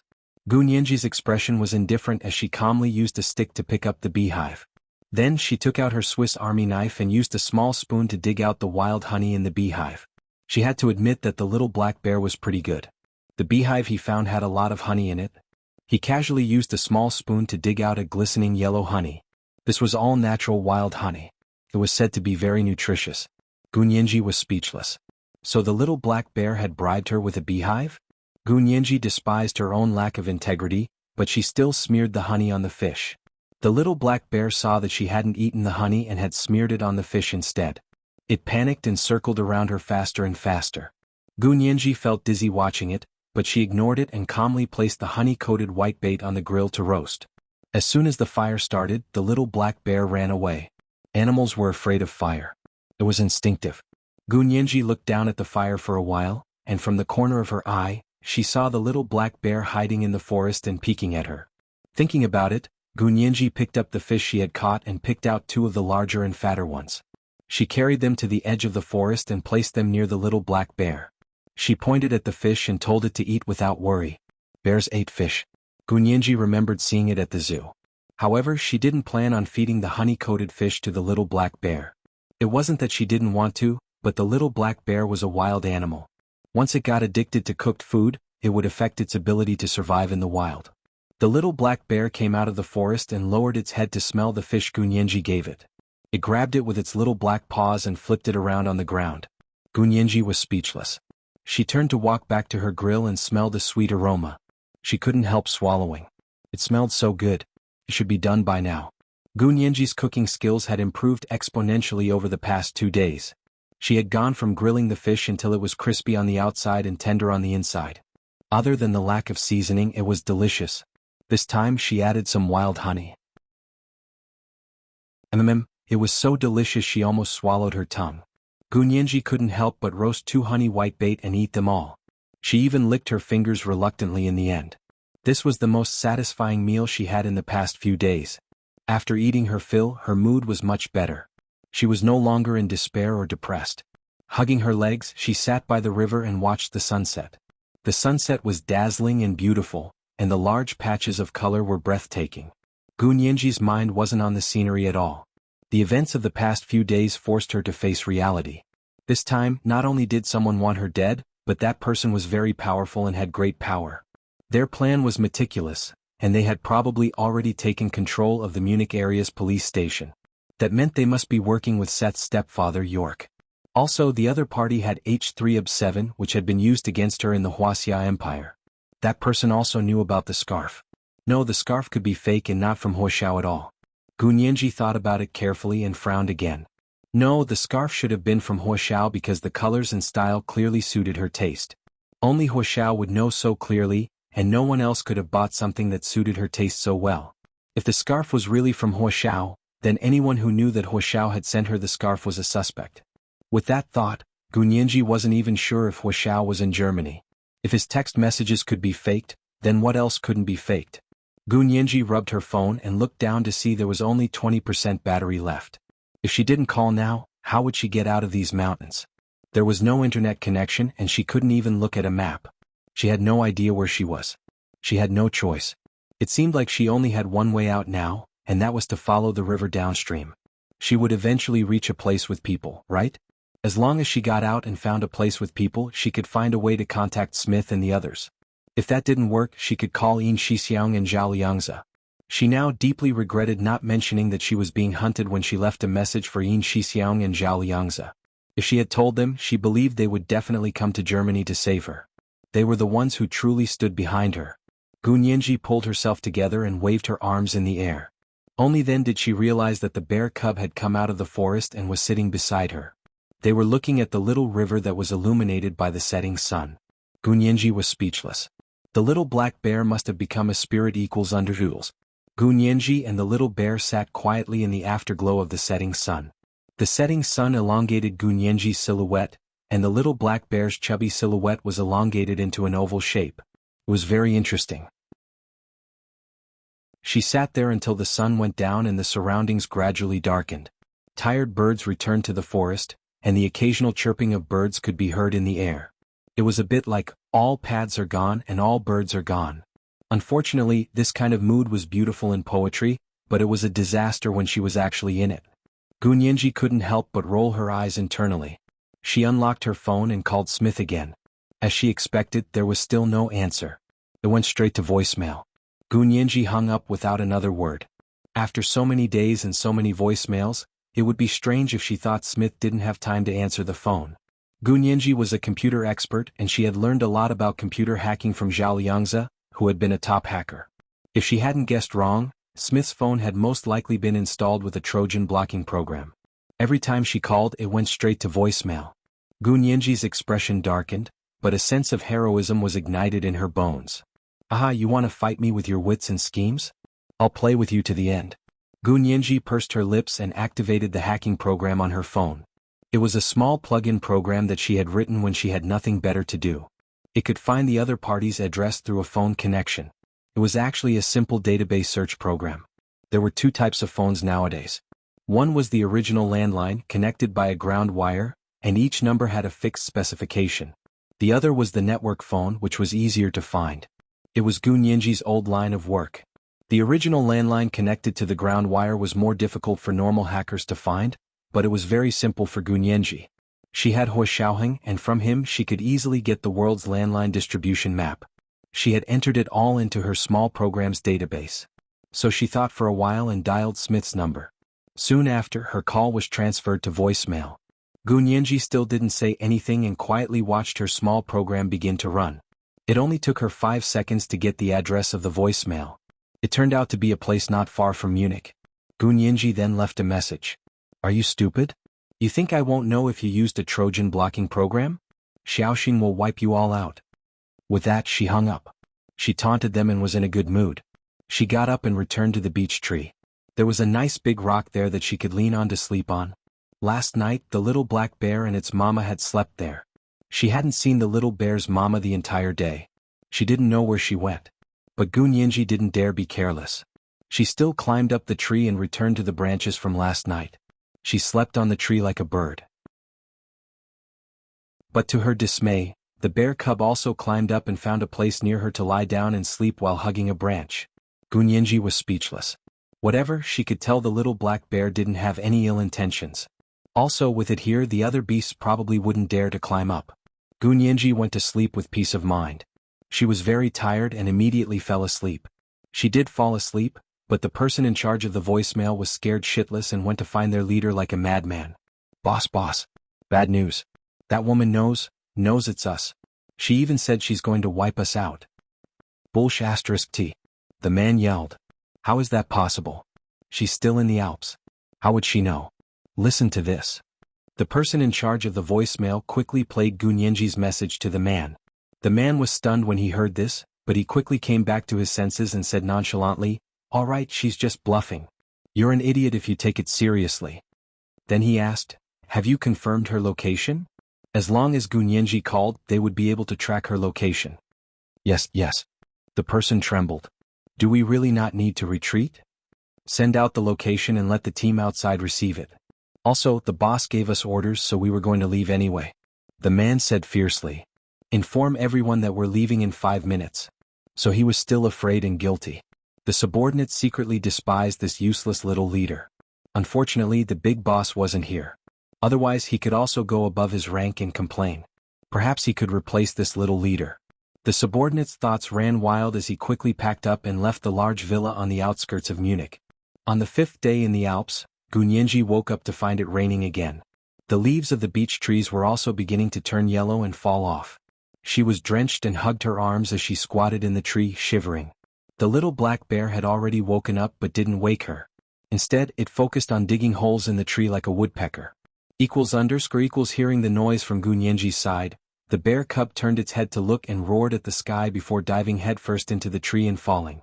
Gunyenji was speechless. That was 4,000 words. 2 chapters into one. There was no more at 7 p.m.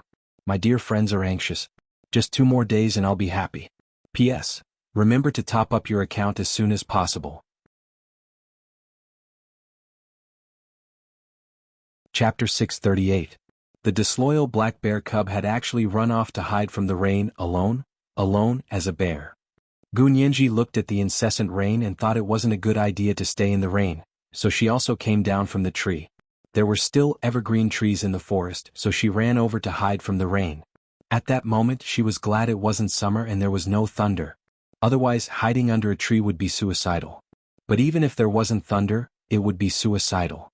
As Gunyenji thought about it, a gust of cold wind mixed with rain blew against her face. The chill seeped into her bones. She shivered and sneezed again. Oh no, she wouldn't catch a cold, would she? Gunyenji rubbed her nose and tried to get as close to the tree as possible. The rain didn't stop.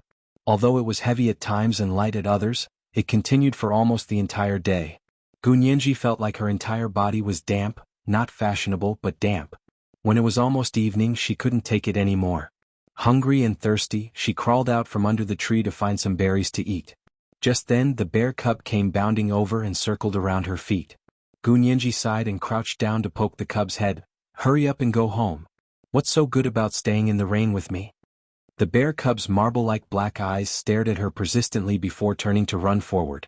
After running a few steps, it turned back to look at her. Seeing that she wasn't moving, it ran back to sit by her feet and waited for her to look over before running out again. Again, after running a few steps, it turned back to look at her again.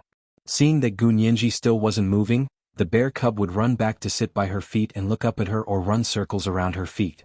After doing this a few times, Gunyenji understood. You want me to follow you? She looked at the bear cub fearfully, afraid it would nod or something. That would be like flying into the sky. Luckily the bear cub didn't nod. It only looked up at her for a while before running out again. This time, Gunyenji began to walk behind it to see what it wanted to do. When the bear cub turned around again to see that Gunyenji was following it, it didn't run back.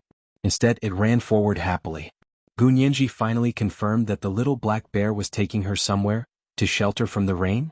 So magical, so touching. Gunyenji's eyes were wet, and her lips curved into a smile that she didn't even realize she was smiling. In this almost forgotten place, there was a cute little black bear cub who wanted to help her. Gunyenji felt that there was hope in life again. She had only saved it once, but it knew how to repay her kindness.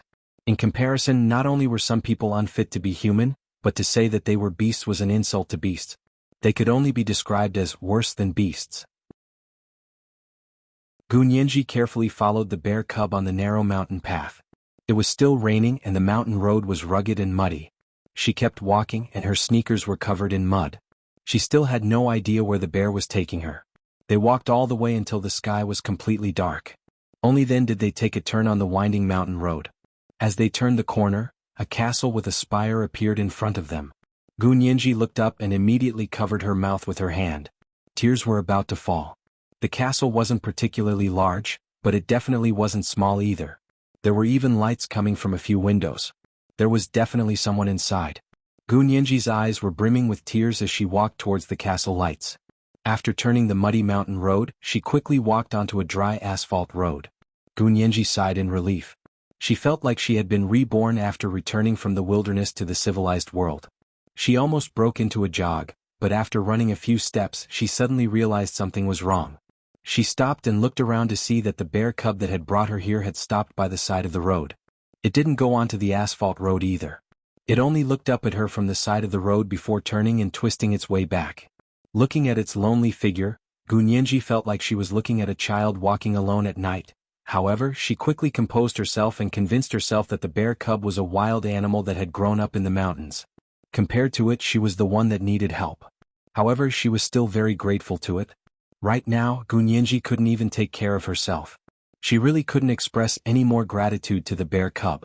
When she had the chance to go out, she could do other things to help the bear cub. For example, she could increase the punishment for criminals who killed black bears for their bile. She promised to take on more animal protection cases like this in the future. She would do it for free or even pay for it. With that thought, Gunyenji finally turned to walk towards the castle's gate. There were indeed some castles like this in the Alps. Gunyanji remembered seeing them when she was searching for information about the Konig Sea. Many German monasteries were in the Alps.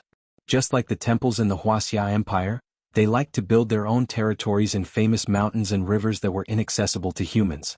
This way they could isolate themselves from the world and make it easier for them to cultivate. She didn't know if this castle was one of those legendary monasteries. Since there was a monastery here, would there be cell reception? Gunyanji's heart skipped a beat. She quickly took out her phone to check and discovered that there really was a weak half-bar signal. She was ecstatic. How could a child who grew up with the internet not have access to the internet? She quickly called Yin Shixiang and the others, but they couldn't get through. Then she tried to connect to the internet to send them a message. In the end, she tried for a long time and kept looking at the signal. She couldn't connect to any network signal, so she gave up. Putting her phone back in her pocket, she jogged to the castle's iron gate that was half the height of a person. The castle also had a circle of land surrounded by a wall. Directly facing the main road was the iron gate that was half the height of a person. There were intricate iron flowers on the iron gate. This kind of gate was the standard defense against good people but not bad people. Although Gunyanji didn't think she was a bad person, it was an emergency and she couldn't care less. She placed one hand on the top of the iron gate and jumped lightly with her long legs. Like a one-handed horse vault, she jumped over the castle gate. Gunyanji could sense that the road inside the castle was probably paved with cement. It was better than the asphalt road outside. The rain was still falling. She had been in the rain for a whole day and was completely soaked. It didn't matter anymore. She jogged to the castle gate. There was a lamp at the top of the gate. It emitted a snow-white light and illuminated the fine drizzle outside. Gunyanji looked at the mottled wooden gate that clearly had traces of history. Taking a deep breath, she clasped the large iron ring on the gate and knocked on it. She knocked on the door for a full 5 minutes before she heard the door creak open from the inside. A fat nun wearing a black nun's habit and a white headscarf appeared in front of her. She had a round face and a double chin. The nun was shocked when she saw Gunyanji's drenched appearance. She held the door tightly with one hand and said in German, "How can we help you?" Gunyanji quickly used the German she had just learned to stutter. "Shelter, is that okay?" After saying that, she felt that the words didn't convey her meaning, so she switched to English. "May I ask if you speak English?" It had to be said that pure Oxford English was very useful on the European continent. It meant that she had a good background and family background. The nun's tense expression immediately relaxed.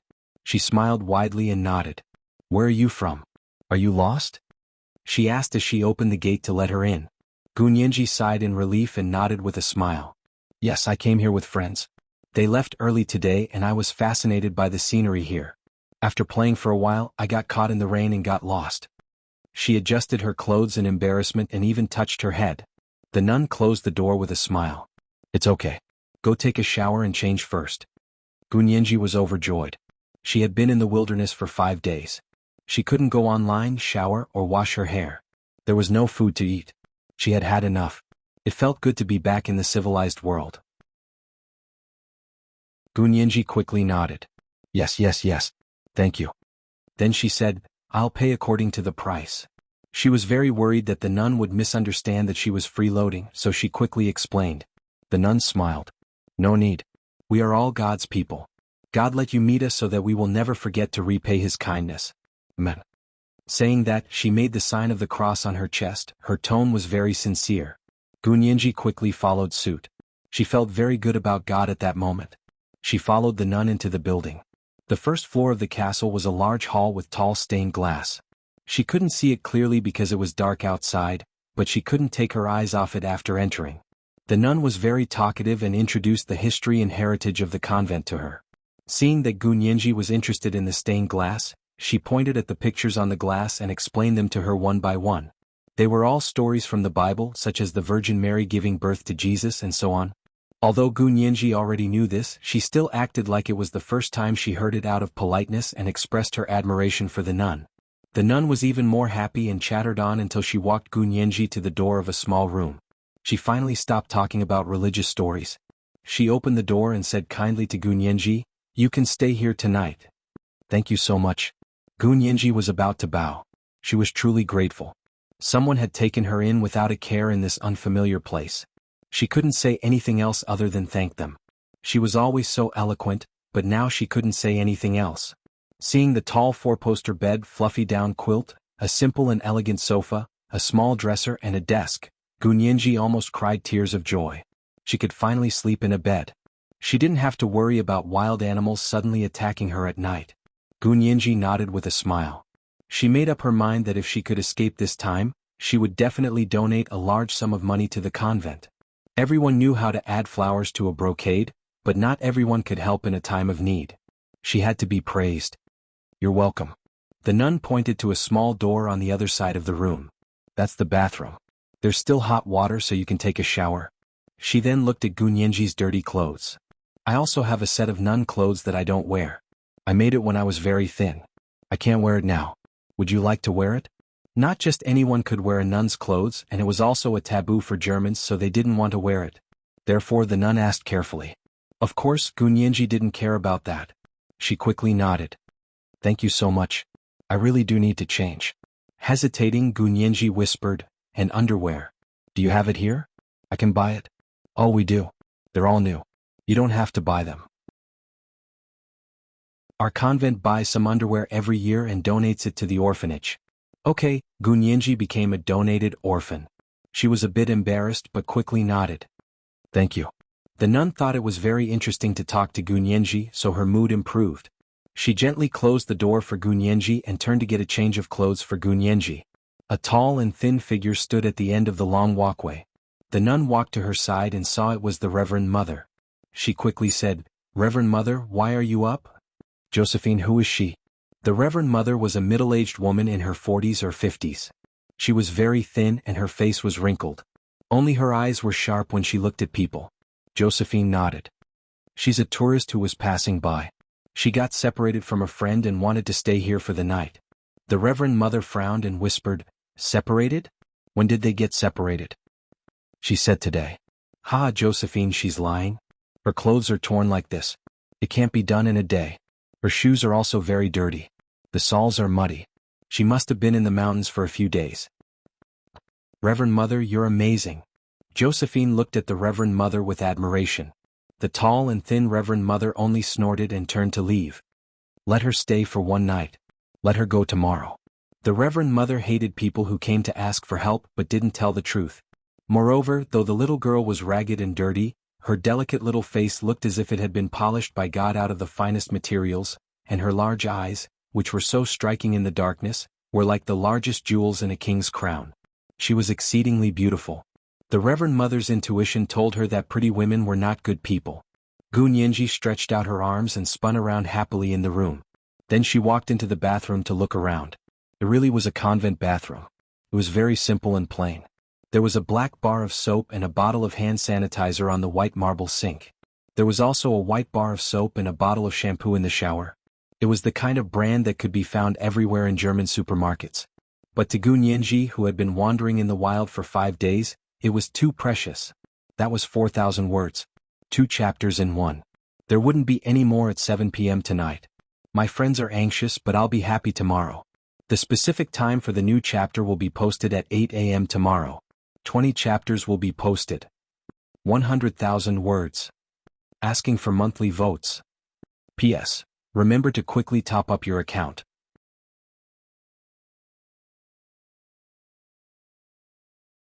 Chapter 639. Gunyanji carefully checked the bathroom to make sure there wasn't anything that shouldn't be there. Just as she was about to take off her clothes and shower, she heard a knock on the door. Gunyanji thought it must be the fat nun coming to deliver clothes, so she quickly covered herself and opened the door. Sure enough, it was her holding some clothes. She smiled at Gunyanji and said, "These were my old nun robes and these are new underwear." She thought about it and said, "These are all the same size so you can definitely wear them, but they might be a bit big." This nun was too nice. Gunyanji had a good impression of her and shook her head with a smile. "It's okay, the underwear is more comfortable." Taking the clothes from the nun, Gunyanji began chatting with her. "May I ask your name?" "I'm Josephine, and you?" I'm serious." Gunyanji still only said her English name. Josephine didn't suspect anything and waved at her with a smile. "Then good night, Sirius." Gunyanji also said good night and watched her return to her room before gently closing the door. Carrying the clothes Josephine had just given her, she walked into the bathroom. It was a small tank top and a pair of underwear.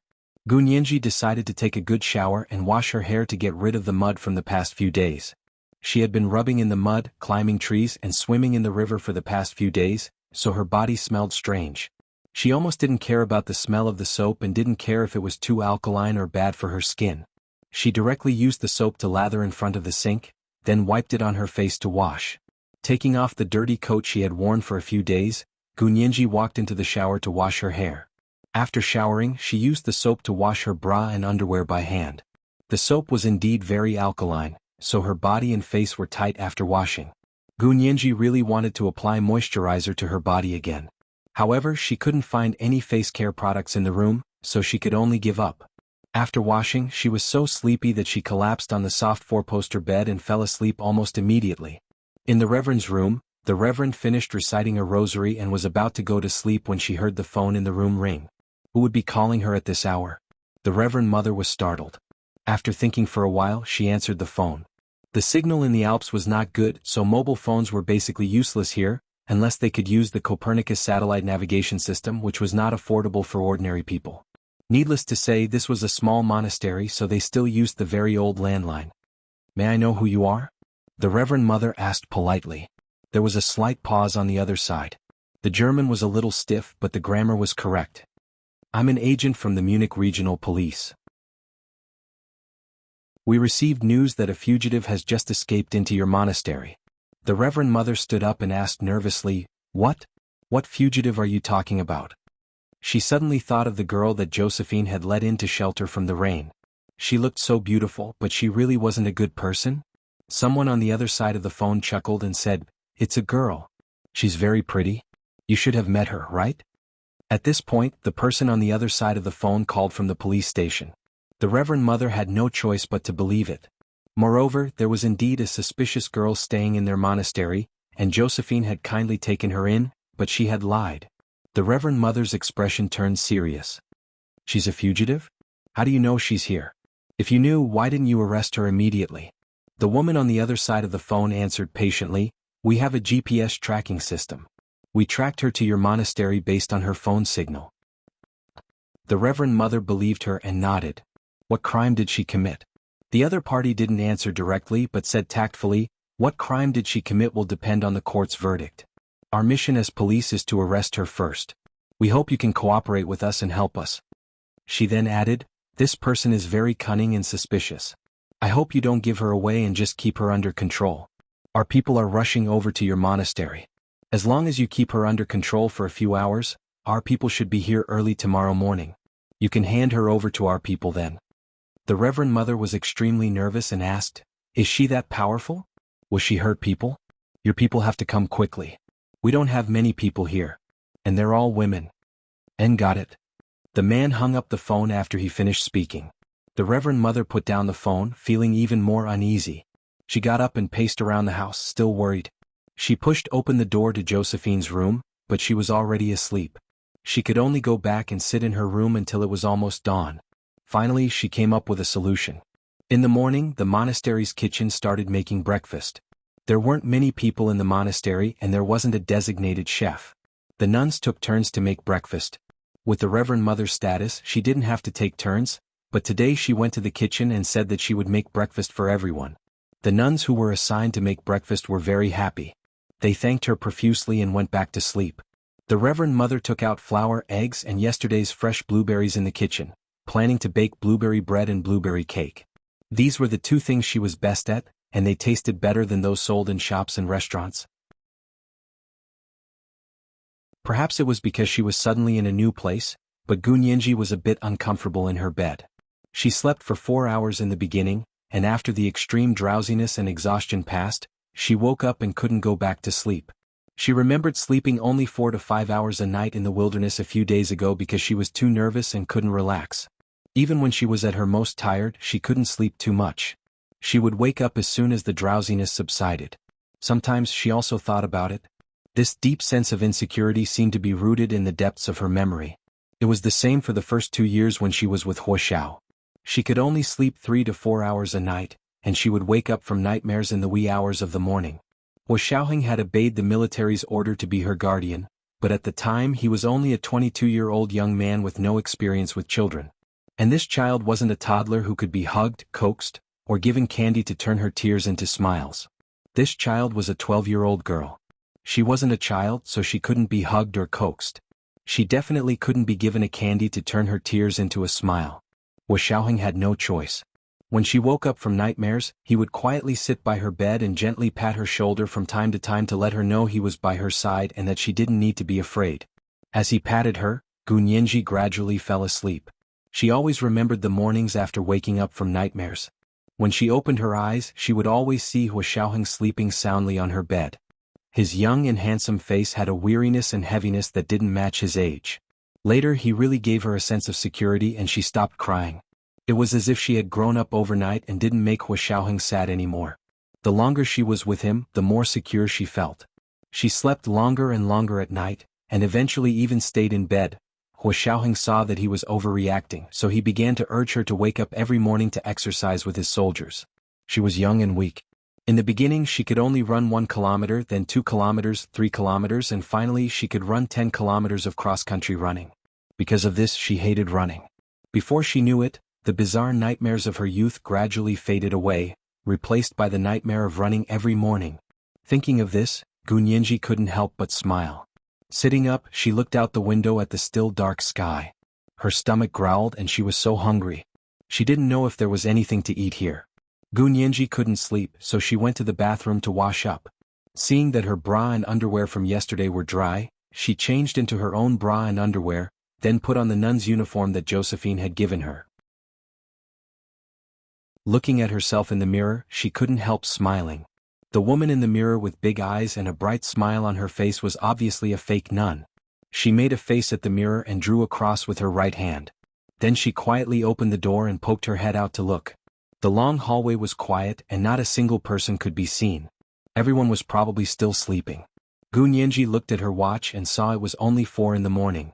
Most people were sound asleep at this time. Sniffing the air, she wasn't surprised to smell the aroma of baking food. It seemed to be coming from the other side of the hallway. Was the kitchen making breakfast? When she was in the military, they usually started making breakfast at this time. It should be the same in the nunneries, right? She remembered that monks and nuns all had morning prayers, so it must be the same for nuns? So this was probably the time to start making breakfast? Gunyanji felt even hungrier. Rubbing her temples, she thought she should be more diligent.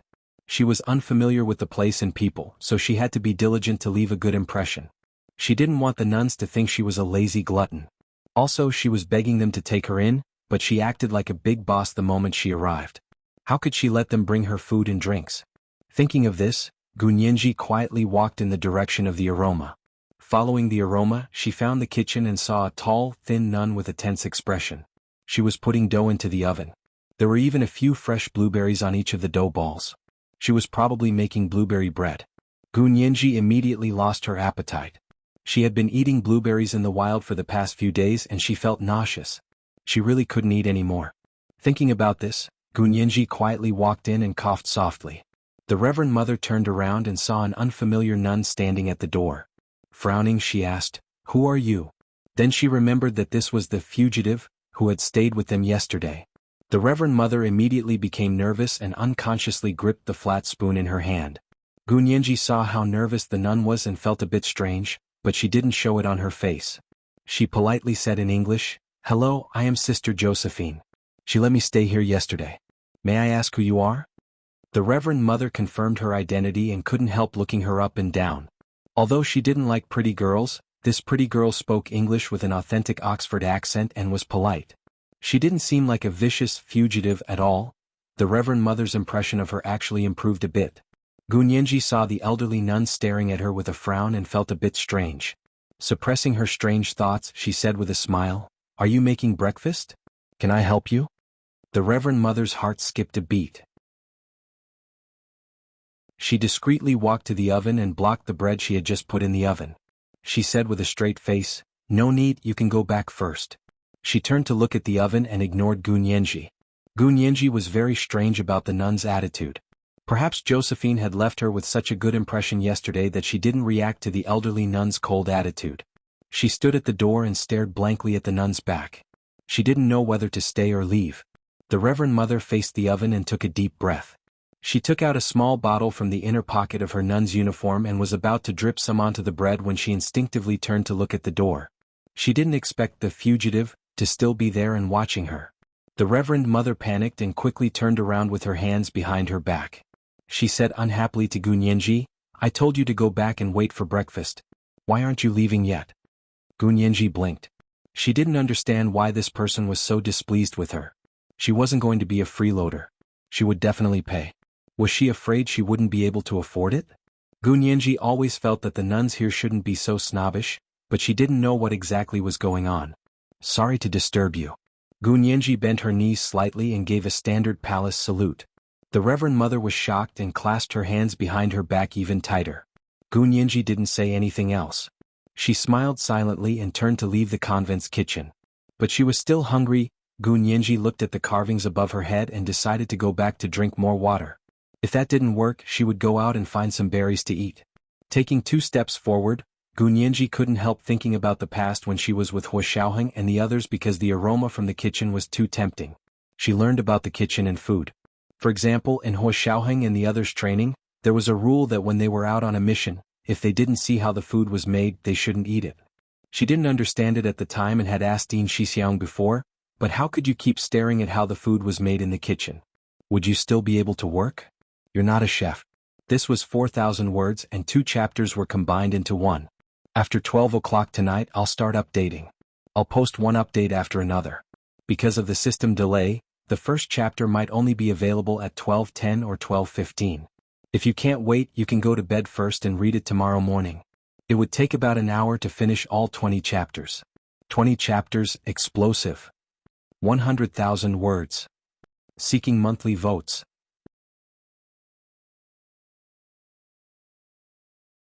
Chapter 640. Yin Shixiang explained to her that he didn't mean that she had to keep an eye on how to cook in the kitchen, but that it was best to find an opportunity to sneak into the kitchen before eating to understand how the food was prepared, who made it, where the vegetables were sold, where the rice was produced, and where the seasonings were produced. The last rule, which was also the most important one, was that if you were to eat in a completely unfamiliar place, and if you didn't make it yourself and couldn't see how it was made, you had to be the last to eat. You'd rather eat the leftovers from someone else's bowl than be the first to take a bite. It could be said that each of these lessons had been forged with blood and lives. Most people didn't have so many concerns, but for people in special jobs, these were crucial. Gunyenji knew the nature of Yin Shixiang and his men's jobs were special, and these were common knowledge from their daily training to ensure they had good habits when carrying out missions and wouldn't fail miserably. Over time, Gunyenji was also subtly influenced by him. It wasn't that she didn't trust the people here, but she had been brainwashed by their rules. She wouldn't feel at ease if she didn't take a good look. Besides, she was really hungry. Perhaps she would eat whatever was given to her at this time. Unfortunately, there was nothing to eat in the kitchen, and the nun didn't like her either. She planned to catch a few more fish from the river outside and cook for the nuns herself to thank them for taking her in. Gunyenji gave herself a thumbs up. Others treated her coldly, but she still wanted to roast fish for them. How awesome. Gunyenji slowly walked down the long hallway but didn't return to the house. Instead, she walked down the dark stairwell and arrived at the door on the first floor.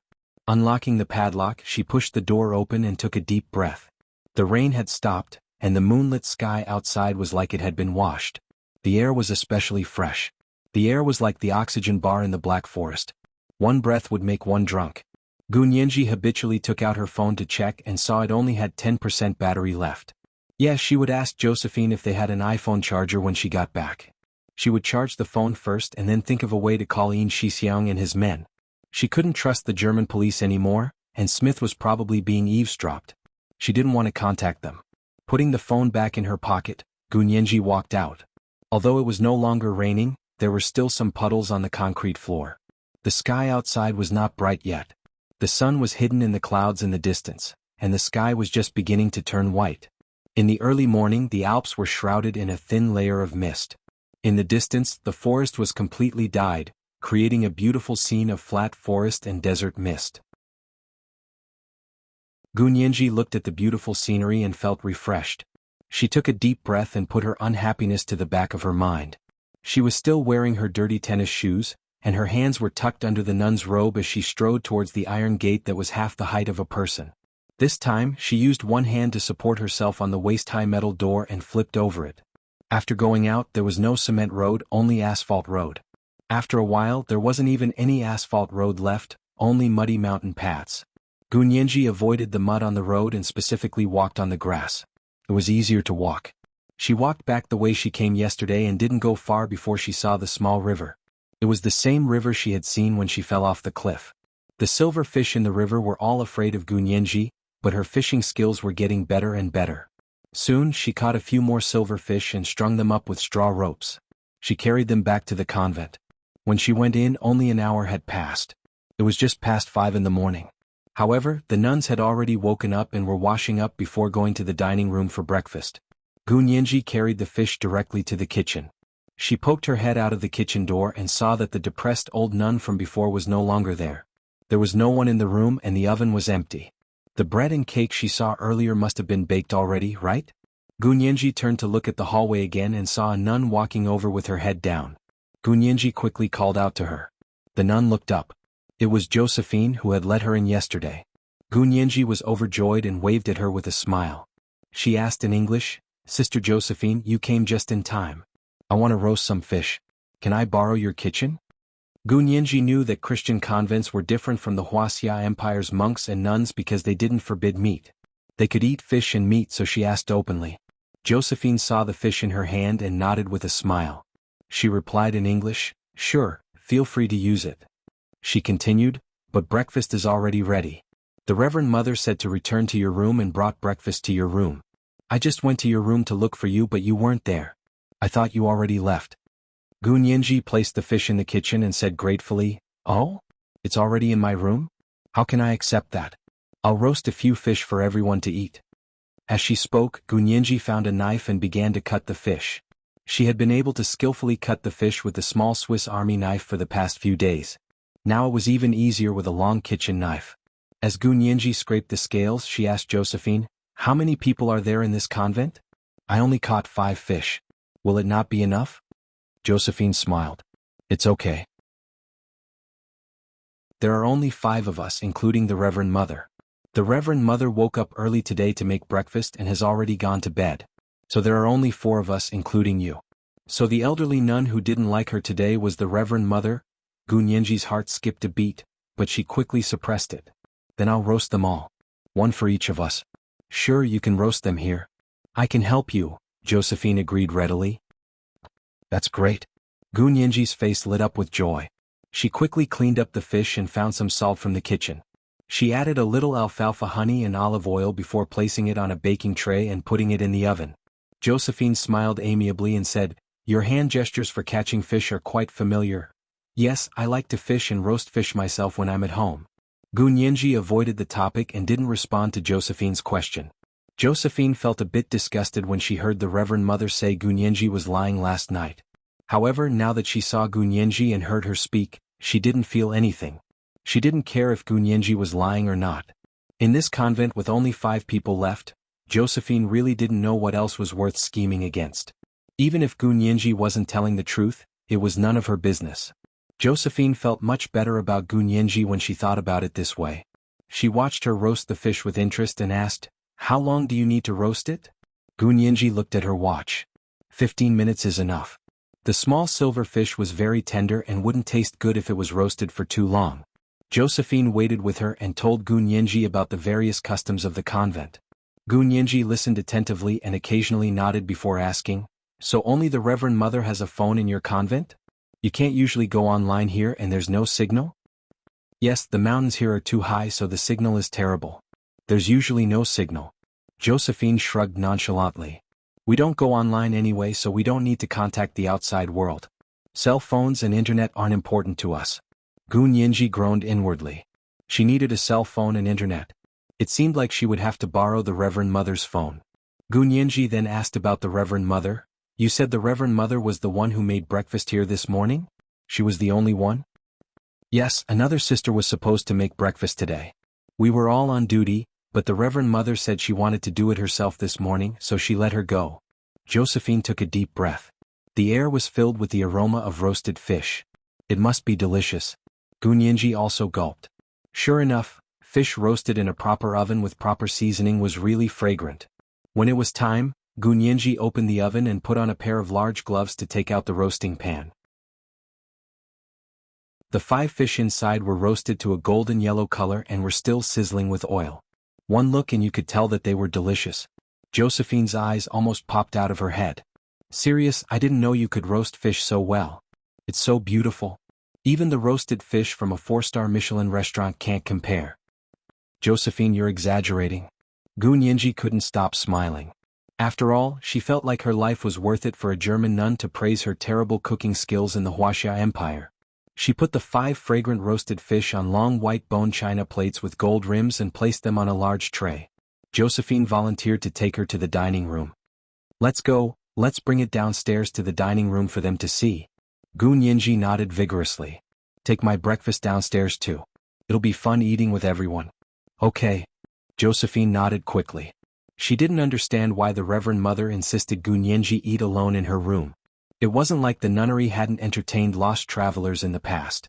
They always ate with everyone like a family. Gunyenji's heart skipped a beat when she heard this. She smiled. Maybe the Reverend Mother has her reasons. Is it okay if I go downstairs? It's okay, it's okay. It's just eating together. What's wrong with that? Josephine didn't care. Also, you roasted fish for us. Those travelers didn't even do anything. They were waiting for us to serve them. Gunyenji couldn't help sweating. If it was in the past, she would probably be one of those ignorant travelers waiting to be served. They walked to Gunyenji's room. Josephine went in to retrieve Gunyenji's breakfast tray. Gunyenji glanced at it. On the red cherry wood tray, there were 3 bone china plates. On one of the plates, there were 2 small golden yellow buns, and on the buns were roasted blueberries. One had a blueberry muffin, and the other had 2 pieces of roasted bacon with yellow scrambled eggs. There was also a glass of milk. It looked delicious except for the blueberries. She could dig the blueberries out when she ate later. Gunyenji thought about it and went downstairs with Josephine to the dining room on the 1st floor. The dining room was very spacious, but there were only 3 nuns sitting at the dining table. They all stood up to greet Josephine when they saw her. They looked at Gunyenji curiously and asked Josephine, "Who is she? Is she a new sister?" "No, she's not a new sister. She's a lost traveler who came here to rest." Josephine smiled and gestured for Gunyenji to put down the tray with the 5 roasted fish. Serious roasted fish for everyone. It smells delicious. The 3 nuns' eyes were immediately drawn to the roasted fish. Their eyes lit up and they were obviously more friendly toward Gunyenji. Gunyenji was secretly amused. She thought to herself that this was the epitome of being soft-hearted by others and being soft-hearted by others. Josephine pulled Gunyenji to sit across from the 3 nuns and placed Gunyenji's breakfast tray in front of her. The thinner nun saw the breakfast on Gunyenji's tray and said enviously, "Serious, you actually have bacon and scrambled eggs? How rare. We only get to eat bacon once a week." Gunyenji looked at the 3 people's breakfast. They all had 2 blueberry buns and a piece of blueberry cake. They had the same as her, but they had an extra bowl of oatmeal and she had an extra plate of bacon and scrambled eggs. Josephine said to Gunyenji sheepishly, "Don't listen to her. It's actually not bad to eat bacon once a week. It's healthy." Gunyenji smiled and distributed the roasted fish to the nuns one by one. At the same time, she asked Josephine calmly, "Is this how you treat guests who come to stay?" "Of course not. You're the most special." Josephine immediately replied with a smile. "The Reverend Mother not only personally cooks for you, but she also personally delivers it to your room." "I see." Gunyenji's heart skipped a beat. She remembered how Hua Xiaoheng and the others treated food provided by strangers. She pushed the tray in front of her forward and exchanged it with the nun who said she liked bacon and scrambled eggs. "Sister, I was just in the mood for oatmeal. Come, let's exchange." The nun was pleasantly surprised and quickly said, "Yes, yes. Thank you, Sister Serious." Josephine didn't think there was anything wrong with this. She was happy to see Gunyenji voluntarily give up the bacon, so she didn't stop her. Gunyenji exchanged breakfast with the nun. Coincidentally, the nun was waiting for Josephine to come down to eat with them. They hadn't eaten yet, so a clean tray of breakfast was perfect for the exchange. Everyone was satisfied and ate Gunyenji's roasted fish as well as the convent's breakfast. They chatted and laughed and the atmosphere was very joyous. After breakfast, Gunyenji said she wanted to borrow their phone to make a call. However, Josephine brought her to the Reverend Mother's room and discovered that the Reverend Mother was still asleep. "Wait a little longer." Josephine quickly said, "Didn't you say you wanted to charge it? Only the Reverend Mother has an iPhone charger." Gu Nianji had no choice but to nod in agreement. I'll wait a little longer. She walked back with Josephine and had just turned the corner of the corridor when a nun walked over and said to Josephine, "Sister Josephine, Tess suddenly fainted just now. I took her back to her room and realized she was only asleep. No matter how I called her, she wouldn't wake up." Josephine laughed when she heard that and said, "Asleep? Did she faint or just fall asleep?" With that, they went to the nun named Tessa's room together. Gu Nianji took a closer look and realized that this nun named Tess was the nun who had exchanged breakfast with her that morning. Her heart sank and she quietly took a step back. Josephine's attention was on Tess. She bent down to touch Tessa's forehead and felt her breathing. She smiled and said, it's fine. She really is asleep. Let her sleep for a while. If she has a fever, take her to the hospital." Josephine moved aside and Gu Nianji looked up at the nun. Her face was rosy and her breathing was long. She was sleeping very soundly. Gu Nianji reached out and pinched the nun's face hard. Normally, if someone suddenly fainted, they would wake up with a pinch. However, Gu Nianji had pinched so hard that she could wake someone who fainted, yet Sister Tess was still sound asleep. She had just finished breakfast and was already sleeping like this. What was the difference between that and fainting? Gu Nianji knew there was something wrong with the Reverend Mother. What about the others? Gu Nianji didn't want to think too deeply. At least the other 4 nuns shouldn't be a problem, right? But at this point, Gu Nianji didn't have time to figure out who was good and who was bad. She didn't have the time or energy. She was only worried that what happened here had something to do with the people who wanted to kill her. Otherwise, how could it be so coincidental? She had come here to stay for only one night, and these people wanted to drug her? If it was just simple murder for money, it wouldn't make sense. When she had arrived, she had obviously been dressed in rags and didn't look like a rich person at all. On the contrary, the people who wanted to kill her were very resourceful. They could even answer the police call and use a Trojan to control other people's phones. If they had chased her here, she should leave quickly. Gu Nianji immediately made a decision but didn't tell anyone. She only said to Josephine, "I'm a little sleepy too. I can't even keep my eyes open. I woke up too early in the morning and want to go back to sleep.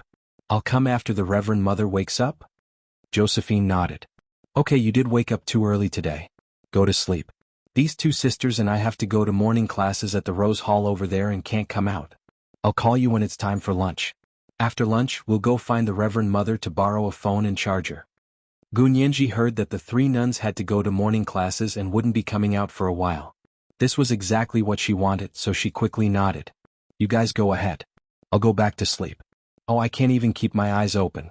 Why am I so sleepy?" As she spoke, she walked to her room. From the corner of her eye, she saw Josephine and the other 2 nuns turn in another direction and enter a door. They watched as the door closed gently.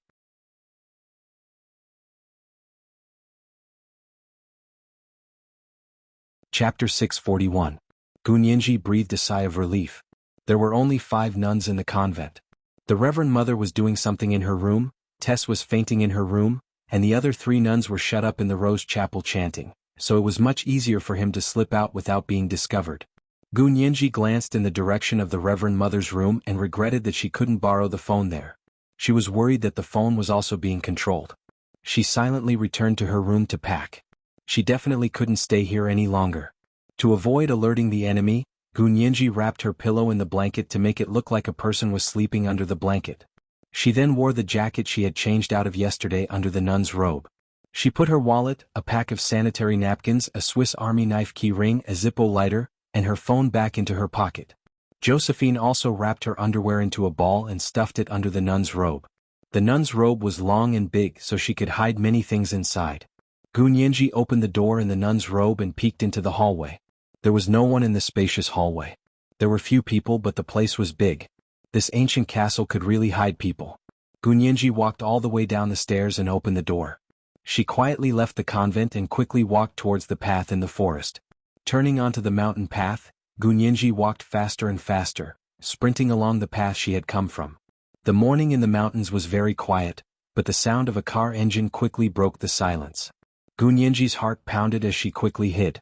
2 black police cars sped past her on the mountain path. Gu Nianji shivered. She knew she had guessed correctly. The people who were after her were here again. Last time it was the police.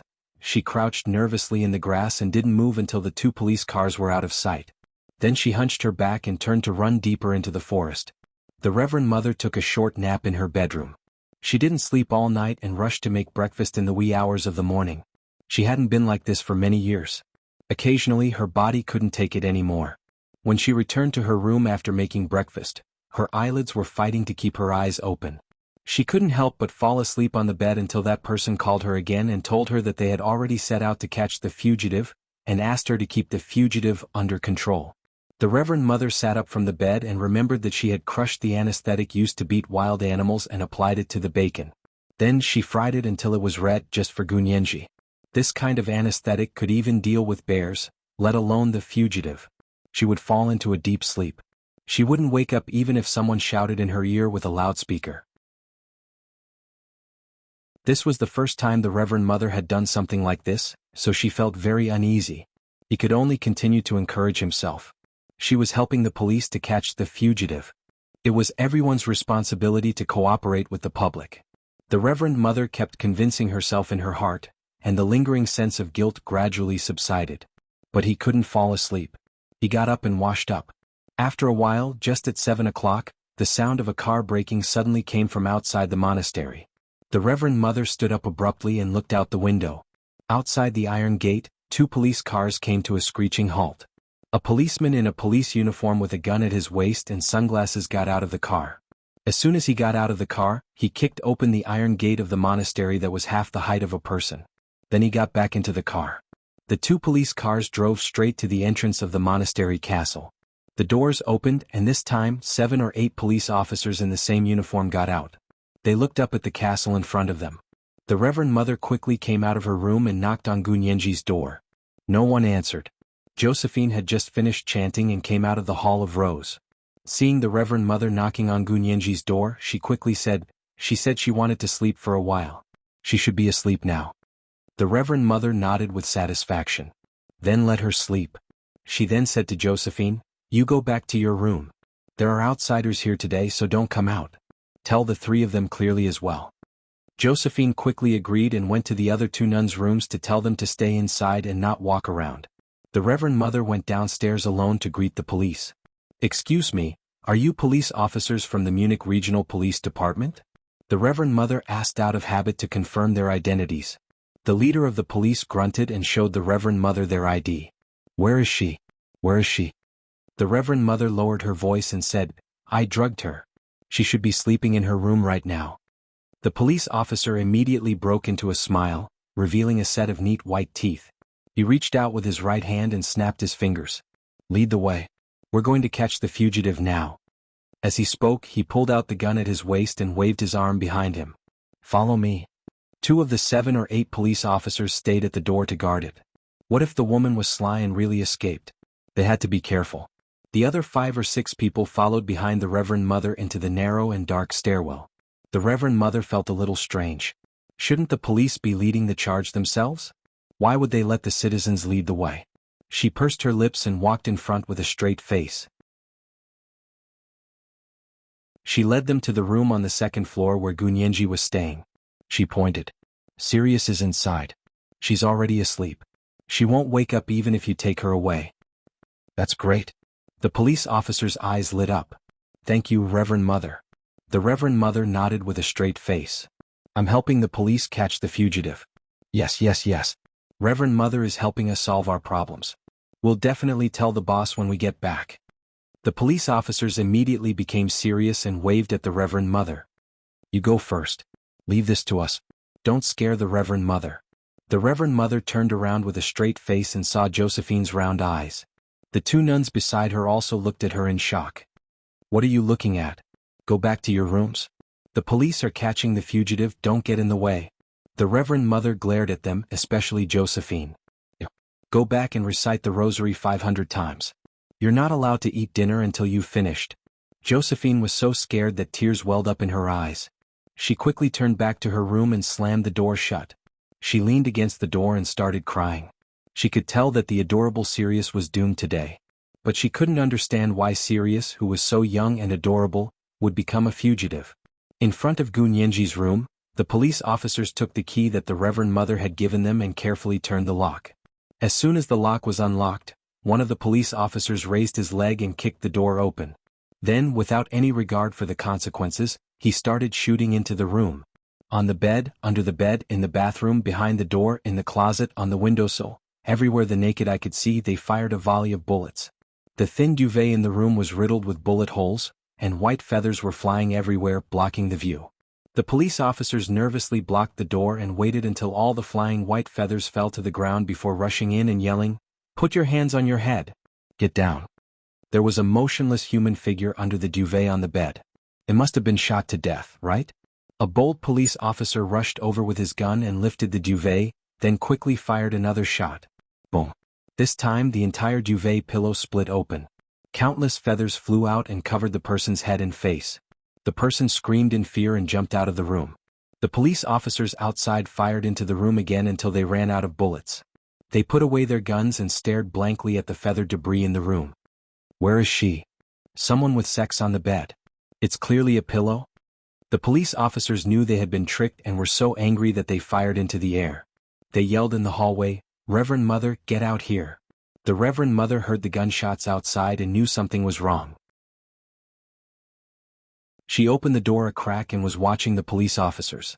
Now that she saw them firing into the air in anger and asking her to get out, her heart sank. Was the fugitive not in the room? That was impossible.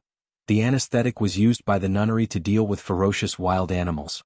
Did it not work on humans? Also, she had clearly heard Josephine say that the fugitive was sleeping in the room. The Reverend Mother scuttled out of the room and asked the police officers in the hallway weakly, "Did you catch her?" The police officers saw the Reverend Mother come out and rushed over to grab her by the collar. They said fiercely, "Look! Where is she? Where is she?" The Reverend Mother looked at the mess in Gunyenji's room and was shocked to see that there were no signs of anyone inside. She straightened up and said, "But she was sleeping in the room just now?" "Sleep my ass." The police pounded on the door with the butt of their guns. "If she's sleeping in there, go in and find her for me." The Reverend Mother trembled as she was pushed into the room. The duvet on the bed was wide open, and there was only a pierced pillow under the duvet. There was no one there. What was going on? The Reverend Mother turned to Josephine's room and shouted, "Josephine! Come out. Tell the police gentlemen, where did Sirius go?" The police officers turned to see a fat nun with a double chin peeking out from the crack of the door. She stammered, I don't know. The last time I saw her, she said she was sleepy and wanted to go back to her room to sleep. Then we went to chant. Bah! She must have run away." One of the police officers understood and glared at the nuns. "Tell me which one of you tipped her off." The Reverend Mother saw the police officer's unfriendly expression and quickly said, "I didn't tell anyone. They didn't know Sirius was a fugitive. That woman must be too cunning. I heard her lie to Josephine yesterday, so I decided to help you." One of the police officers glared at her angrily. His fingers itched to shoot all these silly nuns. However, his colleague tugged at him and said in a low voice, "Don't cause trouble for the boss. They could handle killing Gunyenji, but if they killed all the nuns it would be a big deal. They might even be used as scapegoats." They had forgotten that people who killed with their own hands had no right to say they were scapegoats. The police officers who wanted to shoot were finally persuaded to put away their guns and began interrogating the Reverend Mother and Josephine, repeatedly asking for information about Gunyenji. Josephine had no choice but to tell them everything from the first time she saw Gunyenji yesterday to the last time she saw Gunyenji this morning. She even told them about how she swapped breakfast with Tess in the morning and how Tess was still unconscious. The Reverend Mother was shocked and quickly took them to see Tess. Tess was sleeping like a dead person in her room and didn't wake up even after they slapped her. Only then did the policeman realize that the fugitive was very cunning. He must have noticed that the situation was not right, so he immediately exchanged the anesthetic breakfast with someone else. Then he took the opportunity to run away when the others were not outside. Damn it! This is too much. We came here for nothing. The police slammed their guns against the wall and picked up their walkie-talkies to contact them. Reporting. Reporting. Target escaped. Target escaped. Not at the convent. Not at the convent. Requesting backup. Requesting backup. Their switchboard quickly connected to the Copernicus satellite system again to track Gunyenji's phone signal. But Gunyenji's phone wasn't made by a European manufacturer and didn't have the Copernicus system's backdoor installed. Therefore, when she didn't turn it on to make a call, the Copernicus system wouldn't be able to track her. Roger that. Team 2 retreat. Team 3 move out. Their boss changed his strategy so they didn't have to continue searching the convent. A few police officers drove away in their police cars, startling flocks of birds in the quiet valley. Josephine's eyes were red as she held back her tears. She looked at the Reverend Mother and said loudly, "Reverend Mother, don't you want to explain what's going on?" The Reverend Mother refused to back down and said coldly, "Sister Josephine, what kind of attitude is that? I cooperated with the police." Cooperated with the police? Josephine clenched her fists and took 2 steps forward. She said angrily, "Are they the police? They're robbers. I want to file a complaint. I want to file a complaint against these robbers who broke into people's homes and did whatever they wanted." So she only wanted to file a complaint against the police. The Reverend Mother sighed in relief and took a step back. Her tone softened as she said, "I want to file a complaint too. Go to my room and call the Munich Police Complaint Department." Josephine raised her head. "I'll go right now." She rushed to the phone in the Reverend Mother's room and called the Munich Police Complaint Department. She said with dissatisfaction, "Your department sent 7 or 8 police officers to our convent today to do whatever they want. This is too much." The police officer on the other end of the line took her complaint seriously and quickly said, "Don't worry, please wait a moment. I'll go check the numbers of the officers who were sent out today and report it to them. They'll definitely give you an answer." Josephine's anger calmed down a little, but she still said forcefully, "They opened fire here and almost killed someone. If Sirius had really been sleeping in the house at the time, she would have been shot dead." The police officer checked for 5 minutes and came back with a puzzled expression. "You're saying that the people who were sent out today were from the Munich Regional Police Department?" "Yes, we saw their IDs. But we didn't send anyone out today?" The police officer on the other end of the line was confused. "It just started today. Our people haven't even started working yet, so there wasn't a single call." "Huh? Are they fake police officers? This is too despicable. How can you let these criminals go around harming people?" Josephine continued to scold the police officer for half an hour. The police officer on the other end of the line could only smile bitterly. He took down her complaint and reported it to the Munich Regional Police Department's Major Crimes Unit. Someone had broken into the convent pretending to be a police officer. This was already under the jurisdiction of the Major Crimes Unit. After making the complaint call, Josephine frowned and said to the Reverend Mother, "Reverend Mother, the police said that they didn't send anyone out today. The people who came might be fake police officers." The Reverend Mother covered her mouth in shock and stopped herself from screaming. "Really? Those people were really fake police officers?" "It's very likely." Josephine nodded. "I knew something was wrong when I saw them shooting randomly into the house, but I really didn't expect them to be fake police officers." Josephine waved her hand indignantly. "If they're fake, then Sirius, who they're after, is definitely not a fugitive. They wanted to harm her. Reverend Mother, I'm very disappointed in you. The Virgin Mary will not forgive you." The Reverend Mother blushed from Josephine's words. She lowered her head and silently counted the rosary beads in her hand. Then she turned around and went to the Rose Hall to pray. Josephine wasn't in the mood to pray. She returned to Gunyenji's room and cleaned it up. She only sighed in relief when she saw that Gunyenji had taken away her nun robe and brand new underwear. But then she thought about how upset Sirius must have felt when she discovered that there was something wrong with the Reverend Mother's breakfast. Her heart grew heavy again. "Virgin Mary, please protect your people." She knelt by the bed and began to pray for Gunyenji. While Josephine was deeply worried, Gunyenji had already returned to the place where she came from. The river shimmered with light, and the white clouds in the sky blocked the direct sunlight. The weather in the mountains had completely cooled down. She didn't feel hot even in the nun robe. But now she didn't want to wear such cumbersome clothes. So as soon as she returned to the small forest, she took off the nun robe and folded it on a large rock. She was still wearing the already tattered tracksuit. But she had already washed it once. Although it was a bit tattered, it was clean. Gunyenji touched her long, fluffy hair and sighed. She was hungry again. Without another word, she found a branch and fashioned it into the shape of a harpoon. She began to fish by the river. The small silver fish in the river didn't know how powerful Gunyenji was, so they didn't know how to dodge. She caught a few of them and placed them on the grill she had set up earlier.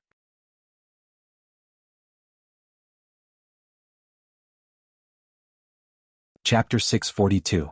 The beehive the bear cub had rolled over for her yesterday was still there. She dug out some wild honey and smeared it on the fish before continuing to grill. Soon, the sweet aroma of grilled fish wafted through the forest. Gunyenji had just picked up a grilled fish and was about to put it into her mouth when she suddenly heard a rustling sound from the forest behind her. Then there was a slight tremor in the grass, and the next moment, a round black bear cub practically rolled to her feet. So it was an old friend. Gunyenji's mood instantly brightened and she smiled brightly. She picked up the other grilled fish that hadn't been smeared with honey and was only half-cooked. She passed it to the bear cub. "Here, I'll treat you to some fish." The bear cub looked up at her and stuck out its tongue to lick the half-cooked fish. Then it opened its mouth wide and swallowed half of it in one gulp. Gunyenji quickly let go to avoid being bitten by the bear cub. "Don't be in such a hurry." Gunyenji rolled her eyes. "There's still a lot left. Eat slowly." She caught a total of 5 fish and smeared 2 with honey for herself. The other 3 were half-cooked for the bear cub. Gunyenji sat on the grass and slowly ate 2 of the honey-smeared fish. The other 3 half-cooked fish were all in the bear cub's stomach. The girl and bear ate to their heart's content and laid on the grass to bask in the sun. Gunyenji was drowsy, but her mind was still thinking about what had happened that day. How had those people found her? She lay in the grass with a sweet and sour weed in her mouth. She carefully recalled what had happened from beginning to end. She couldn't think of anything special. She hadn't met anyone when the bear cub had brought her to the convent, so the bear cub couldn't have betrayed her. She hadn't even had the chance to borrow the Reverend Mother's phone, so how did they know she was at the convent? Then she remembered the Reverend Mother who hadn't been very nice to her. Could it be her doing something?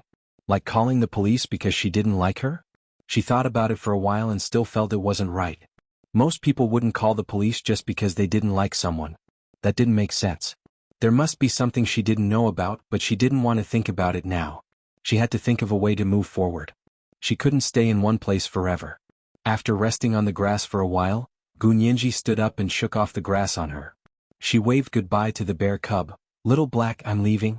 If I can make it out alive this time, I will definitely help you guys." Gunyenji didn't know what to wish for, and the bear cub might not even care.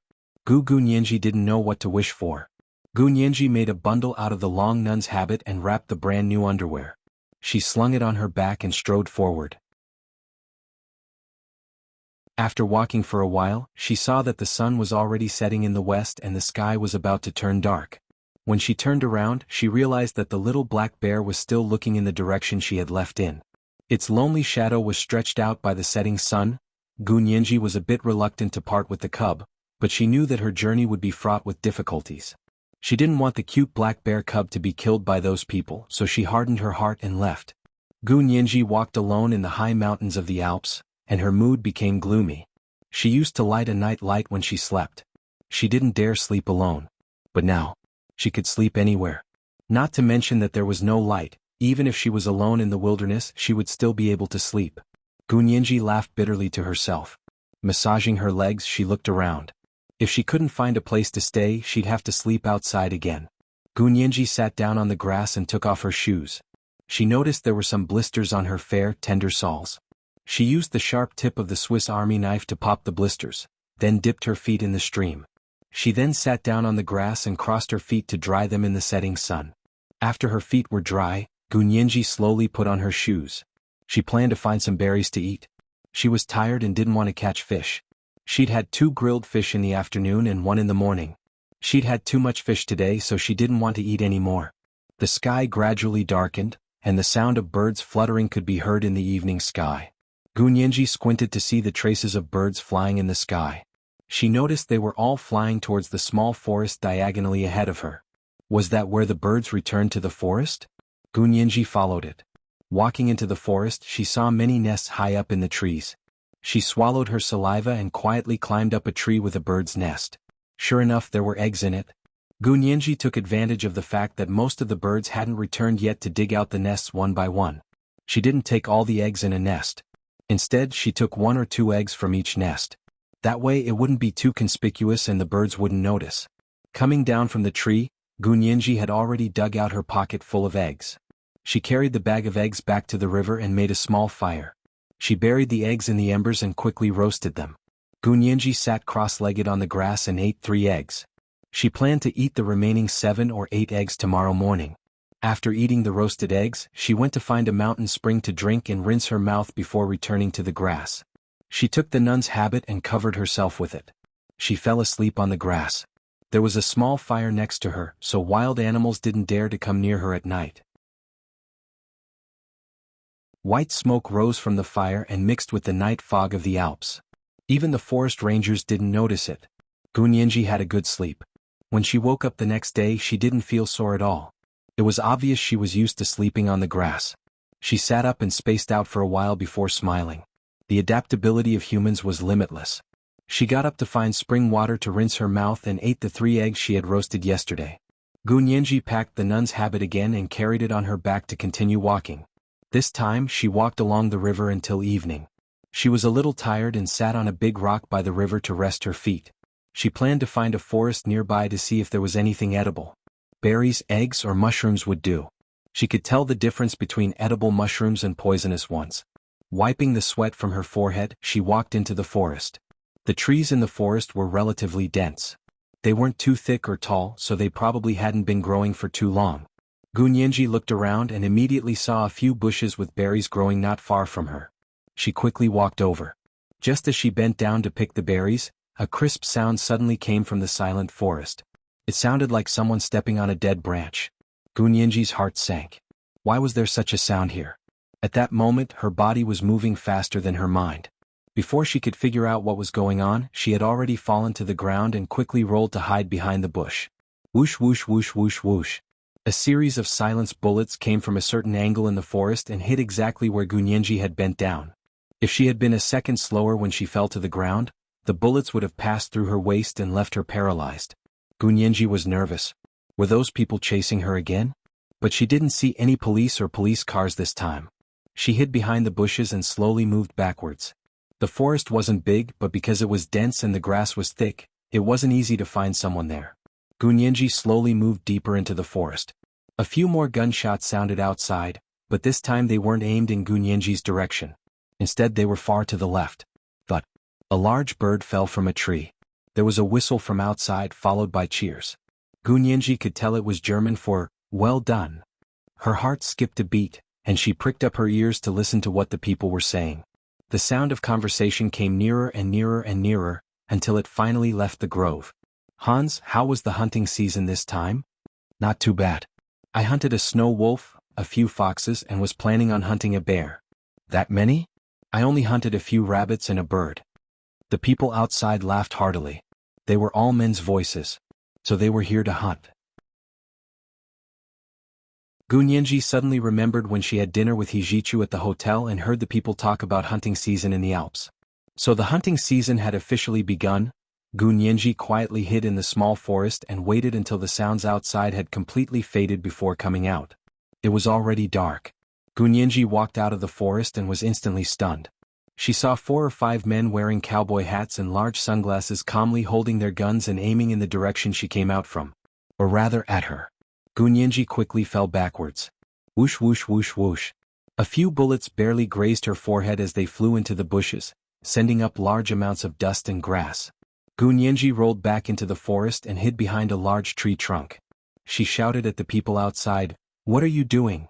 Aren't you here to hunt?" "Yes, we're here to hunt." The men outside roared with laughter. "You're our prey. It's not illegal to kill you." Gunyanji was so angry she almost vomited blood. She really didn't expect such barbaric practices to exist in modern, civilized society. Indeed, people who were killed during hunting season did not have to bear criminal responsibility. In the end, she could only blame herself for accidentally entering the hunter's hunting grounds and losing her life for nothing. But Gunyanji was never one to sit and wait for death. Those people had truly miscalculated if they wanted to use this method to silently eliminate her. It's not up to you to decide whether it's illegal or not. Gunyanji couldn't help but argue. "Kill me if you have the guts. Let's see if you'll go to jail for breaking the law." There was silence for a while, but soon, a series of orderly, well-trained footsteps came from outside the forest. They walked to the front of the small forest and calmly said to Gunyanji, "Come out. If you don't come out, we'll set the forest on fire." Gunyanji raised her voice. "Set it on fire. If you set it on fire, the rangers will naturally deal with you." As soon as she finished speaking, a bullet whizzed through the air from the silenced shotgun and hit the tree Gunyanji was using as a shield. So they had deliberately said that to provoke her so that she would argue with them, and they could also find her position. Their marksmanship was simply unparalleled. Gunyanji immediately shut up and quickly changed her position to hide, but her eyes were still fixed on the tree from before. Whiz whiz whiz whiz. Another series of bullets came from outside the forest and hit the tree, almost piercing through the entire trunk. She listened attentively to the footsteps outside and felt that they seemed to be running in a leisurely and orderly manner. Were these King hunters? They were clearly soldiers. Gunyanji's heart rose to her throat. If she guessed correctly, these people were not ordinary hunters, nor were they policemen. They were soldiers, proper soldiers. Of course, they couldn't be regular German soldiers. That was because Germany's regular army was also under surveillance by the US-led NATO, so it was even more impossible for them to be assassins. Therefore, they could only be mercenaries. The enemy had actually sent out mercenaries to deal with her. For the first time, Gunyanji felt that she might really be doomed this time. But she had always been a person who wouldn't turn back until she hit the wall. She wouldn't admit defeat until the very last moment. Gunyanji gritted her teeth and quietly crept through the entire forest to climb the mountainside behind the forest. Behind the forest was a low mountain range in the Alps. It was a relic from the Ice Age, and the rocks were so hard that even a knife couldn't leave a mark. Fortunately, she was slender and small-boned, so she could pass through the narrow cracks in the mountain. Not long after leaving the forest, the moon rose and moonlight shone on the earth. The mountain range actually lit up. Gunyanji poked her head out from the mountainside, and the people in front of the forest saw her with binoculars. Over there. She ran away. After her. 4 or 5 men put away their shotguns and chased after her halfway up the mountain. Gunyanji looked back as she ran and saw that those people had actually caught up so quickly. She focused and realized that they probably had binoculars so they could easily find her traces. Gunyanji calmed herself down and ran between the cliffs with her waist bent. She never stayed in one place for more than a second. The gunshots with silencers kept ringing behind her, but she ignored them and focused on finding the way forward. She grabbed the long tree vines and jumped over the mountain stream. When she landed on the grass on the other side, she almost sprained her ankle, but she immediately steadied herself and ran in a zigzag pattern on the mountain. She didn't know how far she ran in one breath, but she only felt like there was a knife in her throat. Her lungs burned with pain and she couldn't breathe. She stopped to hold her waist to rest, but a bullet followed her like a shadow and grazed her arm. Gunyanji's arm was grazed, and blood instantly gushed out and dyed her entire sleeve red. The pursuers were getting closer and closer. Gunyanji's arm was in unbearable pain, but she still tried to run forward and didn't dare to stop any longer. The smell of fresh blood attracted the beasts. Not far away, Gunyanji saw 2 green lights on the opposite mountain top. Upon closer inspection, they weren't lights but the eyes of wolves. There were more and more green eyes, indicating that the number of wolves was also increasing. Gunyanji groaned inwardly. There were pursuers behind her and wild wolves in front of her. What should she do? She looked up and saw a mountain rock suddenly blocking her way. Gunyanji had been running in a panic and didn't know which way to go. Seeing the mountain rock blocking her way, she froze. She couldn't go forward and she couldn't go back. Was this a dilemma? Gunyanji covered the wound on her arm with one hand and stood under the big rock for a while to see that the bleeding had finally stopped. She looked around reluctantly and saw a mountain spring flowing out from behind the rock. Since water could flow out from behind the rock, there should be a way out. Gunyanji walked around the rock and saw a small, narrow hole hidden in the vines behind the rock. She pushed the vines aside and found that the cave was so small that only one person could pass through, and it had to be a very thin person or a child. Adults who were slightly stronger couldn't go in. Gunyanji hadn't eaten her fill for the past few days and had been running around, so she had lost a lot of weight. If she had been slightly chubby, she wouldn't have been able to go in. Now seemed to be the right time. Gunyanji probed with her hand and was delighted. She lowered her head and burrowed into the cave. This time, she sniffed at the entrance of the cave first and didn't smell anything out of the ordinary. Last time, the cave where the female wolf gave birth to her cubs had almost killed her. This time, her luck shouldn't be so bad.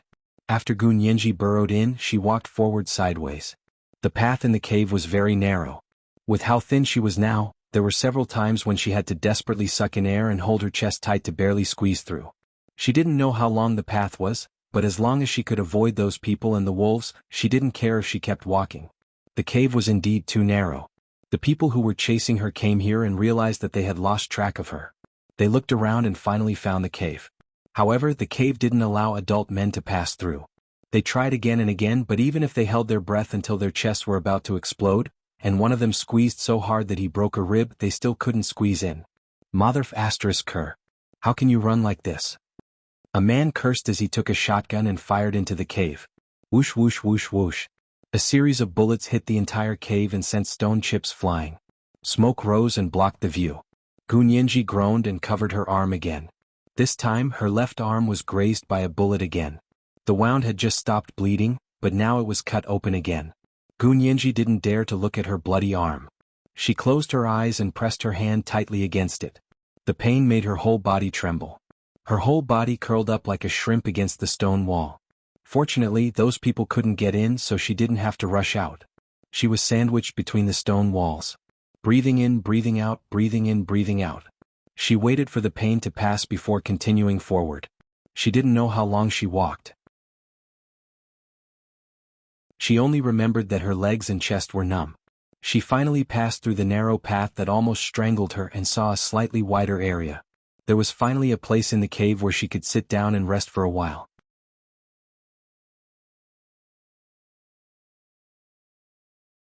Chapter 643. Gunyenji endured the pain and removed the bag made of a nun's habit from her back. She took out the brand new underwear that Josephine had given her, found a tank top, and tied it tightly to the arm that had been grazed twice by the bullet. Then she quickly changed into the nun's habit and even wrapped a black scarf around her head. Even if the enemy had binoculars, they wouldn't be able to see her easily. In the dark, black clothes wouldn't reflect light, so it was easy to blend in with the night. After changing, Gunyenji sat down to rest for a while before she finally recovered. Gunyenji panted slightly and closed her eyes to lean against the cave. She clenched her fists and began to think in her mind. Who had such a deep grudge against her that they had to kill her, and also had the power to mobilize the police and mercenaries to kill her? Thinking about it this way, the scope should have narrowed down, but she still had no clue. She had been with Hua Xiaoheng and the others for as long as she could remember. Hua Xiaoheng had protected her completely, so it was impossible for her to have a grudge against anyone. Now she was only Gu Xiangwen's youngest daughter. Was it because of that? Gunyenji immediately thought of her sister, Gu Yanran. Did she want to kill her? She quickly shook her head and ruled out Gu Yanran. It wasn't that she didn't think Gu Yanran wouldn't kill her, but she simply didn't think she had the power to do so. If Gu Yanran had been able to instruct the Munich police to hire such powerful mercenaries to hunt her down, then she wouldn't have had to suck up to Hua Xiaoheng to avoid being hunted down by the mercenaries in the first place. These mercenaries were really good at pretending. In order to make it look like they accidentally shot her during hunting season, they really used hunting rifles and not sniper rifles. Gunyenji knew that if they really used sniper rifles or even anti-material rifles, she would have been dead already. What was so strange about an anti-material rifle shooting through a tree? The best anti-material rifle could shoot through a brick wall from a mile away and blow up the head of a criminal hiding in a house. Gunyenji could only be glad that the enemy didn't dare to kill her without restraint and needed to cover up. Whether they were disguised as police or hunters, they didn't want to reveal their true identities. Why was that? It meant that the mastermind must be very afraid of the person behind her, right? So they desperately used all sorts of identities to disguise themselves. Who were they afraid of? Was it Hua Xiao or Professor He? Gunyenji looked down and took out her phone from her trouser pocket. She discovered that there was only 15% battery left, but there was still half a bar of signal left. Should she try calling Hua Xiao and Professor He? She couldn't call Hua Xiaoheng directly, but she could still call Yin Shixiang. Looking for Brother Xiong was equivalent to looking for Hua Xiao. Only they could save her. Gunyenji's reliance on Hua Xiaoheng had become a kind of faith. She believed that he was omnipotent and that he would definitely come to save her. Before that, she had to save herself. She had to ensure that she was still alive before he arrived. She dialed Yin Shixiang's number with the help of the starlight, but she couldn't get through. That half a bar of signal wasn't enough to support the call to the Huaxia Empire. Gunyenji could only give up and thought of Professor He instead. She knew that he was still very powerful in America. But this was Germany, would it be the same? She also knew that Professor He had gone back because of his father's sudden illness. Would Professor He be put in a difficult position if she rashly called him? After some thought, she still tried calling He Jichu's number. Just like Yin Shixiang's number, she couldn't get through. Gunyenji breathed a sigh of relief and stopped trying. She couldn't get through anyway. Leaning against the wall of the cave, she was half awake and couldn't sleep well. The gunshot wound on her arm was probably still infected, because she had a high fever in the middle of the night. The night in the cave was already very cold, and with her high fever, it was even colder. Hugging her legs, she sat in the cave and buried her head between her knees. The wound on her arm was already numb, so she couldn't feel the pain anymore. Her head was dizzy, and it wasn't a normal kind of pain. The pain seemed to have transferred to her head. She could only grit her teeth and didn't even dare to make a sound. The night finally passed, and when the light of the day shone into the dark cave, Gunyenji woke up sweating profusely. Her entire body was drenched in sweat, as if she had been drenched in the rain. Her legs were weak and her entire body was sore. Only her arm didn't seem to hurt anymore. Gunyenji composed herself and slowly untied the vest covering the wound. She touched it with her hand. The blood had already turned dark brown and stuck to her arm, so she couldn't see what the wound looked like. However, it really didn't hurt anymore. Even when she pressed it with her hand, it didn't feel as painful as yesterday. Closing her eyes, she slept for a while in the cave before supporting herself against the mountain wall and standing up slowly. Her legs didn't seem to be her own. She wanted them to move forward, but they wouldn't listen. It was too strenuous. She could only move one step and stop to catch her breath for a while before moving forward again. Walking and stopping like that, she walked for almost 4 to 5 hours before exiting the other side of the cave. As soon as she exited the cave, she saw a dark blue lake. The lake was surrounded by slightly withered grass, indicating that autumn was approaching. Further away were the Alps, which were gentler than the mountains on the other side of the cave. They weren't as steep and dangerous. The nearby lake water was so blue that it looked transparent, like the most clear sapphire had fallen to the ground and turned into lake water. But when she got closer, she discovered that the lake water should be a light green, the same color as the clearest seawater. The reason it looked blue from afar was because the entire blue sky was reflected in the lake water. Gunyenji looked up at the sky. This was the top sapphire, just like the sky of a certain Tibetan she had seen on the internet. It was the closest place to the sky and also the highest place on the entire blue planet. That was the good thing about the Alps. There were lakes and rivers everywhere. No wonder the major rivers that ran through Europe all originated from the Alps. Gunyenji was a little more cautious this time. She looked out of the cave for a while to make sure there was no one around before slowly walking out of the cave and towards the lake. There were some dandelions growing by the lake. Their green leaves supported small white fluffy balls that swayed in the breeze. Gunyenji walked to a blue stone by the lake and squatted down. She put the vest she had tied around her wound in the lake water to clean it. The vest was stained with her blood and dyed the lake water near the shore a light pink. She dipped it in the lake water and gently washed her arm that was stained dark brown with blood. She did it bit by bit, afraid to touch the unscathed wound. Dandelions could stop bleeding. She planned to dig up a few dandelions and crush them to apply to the wound if the blood didn't stop flowing.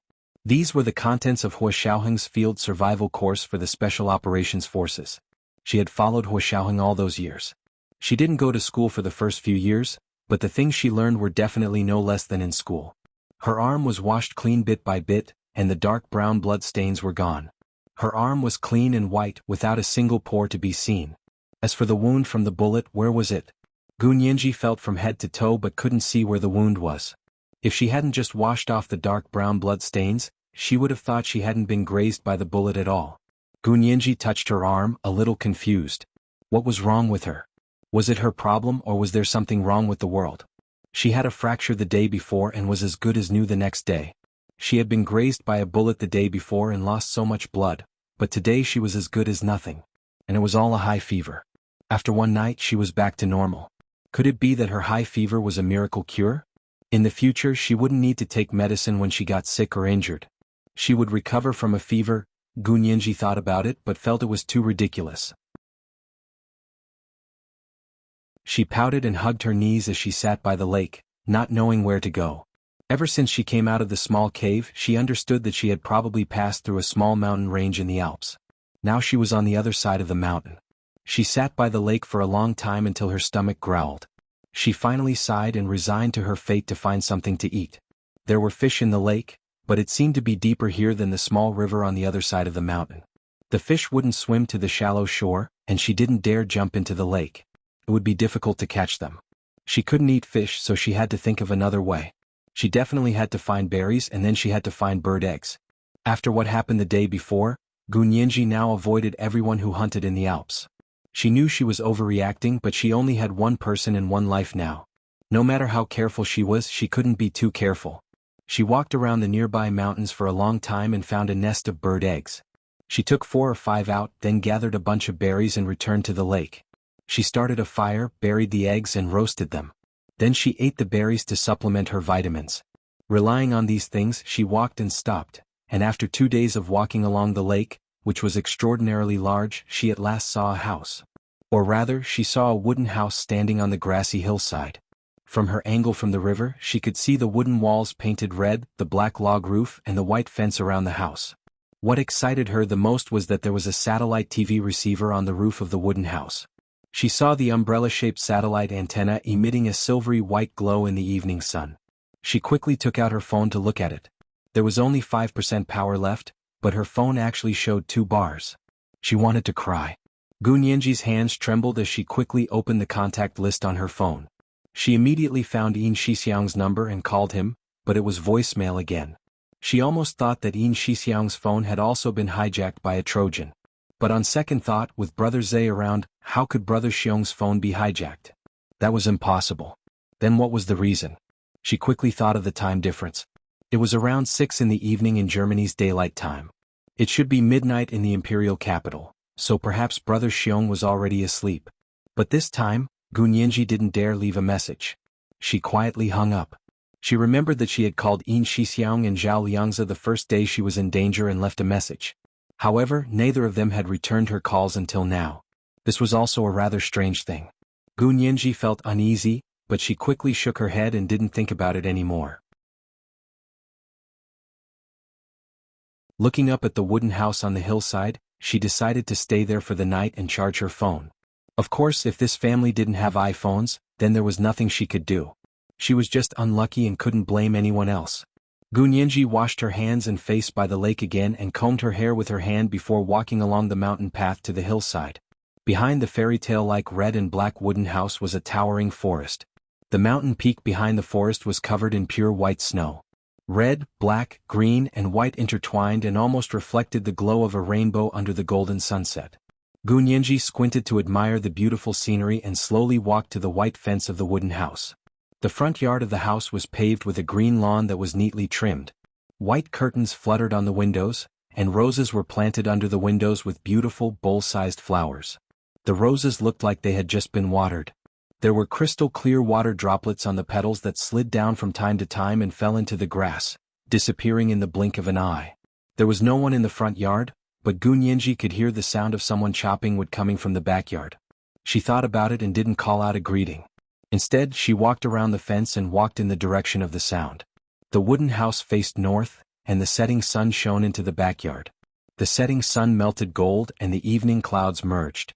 A well-built, bare-chested man had his back to Gu Nianji as he chopped wood with a large axe.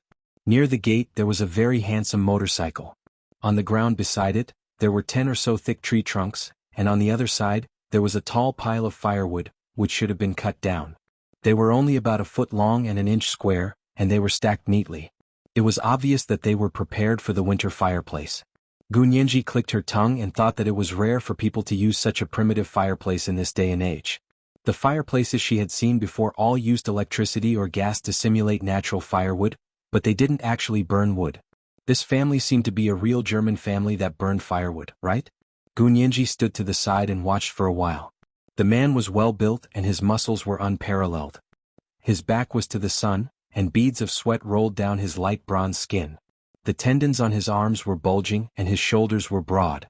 However, they suddenly contracted at the waist, revealing a perfect inverted deltoid. It had the physical beauty of an ancient Greek sculpture. The man only wore a pair of jeans, and one of his long legs and knee-length rain boots was raised and pressed against the workbench. One hand was pressed against the tree trunk, and the other was sawing. His arms moved vigorously, full of strength and rhythm. It was a standard 9-headed body. This figure reminded Gu Nianji of Huashaoheng. She was a little dazed as she stared at the man's back. When the man finished sawing a tree trunk, he turned around leisurely and glanced at Gu Nianji.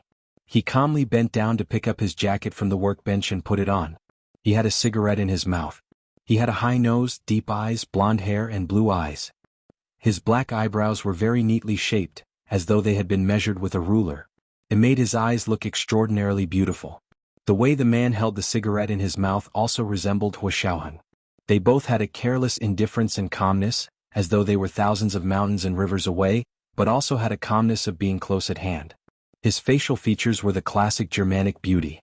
There was a small groove on his chin, and when he was expressionless, he had a religious air of abstinence. It was a strong contrast to his aggressive figure. Gunyenji stared at the man smoking and momentarily forgot to speak. Perhaps she was staring at his cigarette too intently. The man thought for a moment, took the cigarette out of his mouth, threw it on the grass and stepped on it. Gunyenji's gaze followed the arc of the cigarette to the knee-length rain boots on the man's feet. She watched as the boots brought its owner closer to her step by step, and finally stopped 3 steps away from her. It was a very polite and safe distance, and Gunyenji's nervousness eased. The man said in German, "What's the matter?" It was supposed to be a powerful tone, but because his voice was so gentle, it was like the ripples of a breeze on the surface of a lake. It sounded like it was trying to drill into her heart. It was another strong contrast. The man with the overflowing male hormones was actually speaking so gently. It was so incongruous. Gunyenji's ears twitched involuntarily, and she completely forgot the German she had just learned. She had learned German at the last minute, so she could only understand some daily conversations as well as some legal and news terms. It made it difficult for her to speak normally. Sighing, she blushed and directly asked in English, "Do you speak English?" The man seemed to be taken aback, and the outline of his face was illuminated even more deeply by the setting sun. He was cold and silent, and his blue eyes that were like a lake reflected the sky and clouds, strongly attracting Gunyenji's gaze. He pursed his thin lips and stared at Gunyenji. After a while, he nodded slightly and switched to English. "Yes, a little."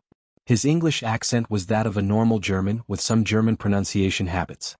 Gunyenji composed herself and smiled at him. She said in fluent English, "That's great.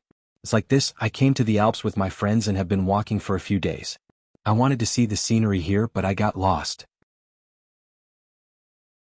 This place is too remote and my phone often has no signal. I wanted to ask if you have a charger here." An iPhone charger? Because she saw that the owner of the place was an adult man, Gunyenji instantly changed her mind and didn't want to stay the night. She only wanted to borrow his charger to charge her phone and hinted that she had friends with her. She didn't directly say that she was alone like she did at the convent. Gunyenji had always been a very cautious person, and she was even more alert now. She was extremely wary of everyone. The man looked at her from head to toe, from her tattered sportswear to the sports shoes he couldn't tell the color of, and the small black bag on her back. She clearly looked like she was lost, but she actually said she had friends. He raised his eyebrows and looked at Gunyenji silently for a while.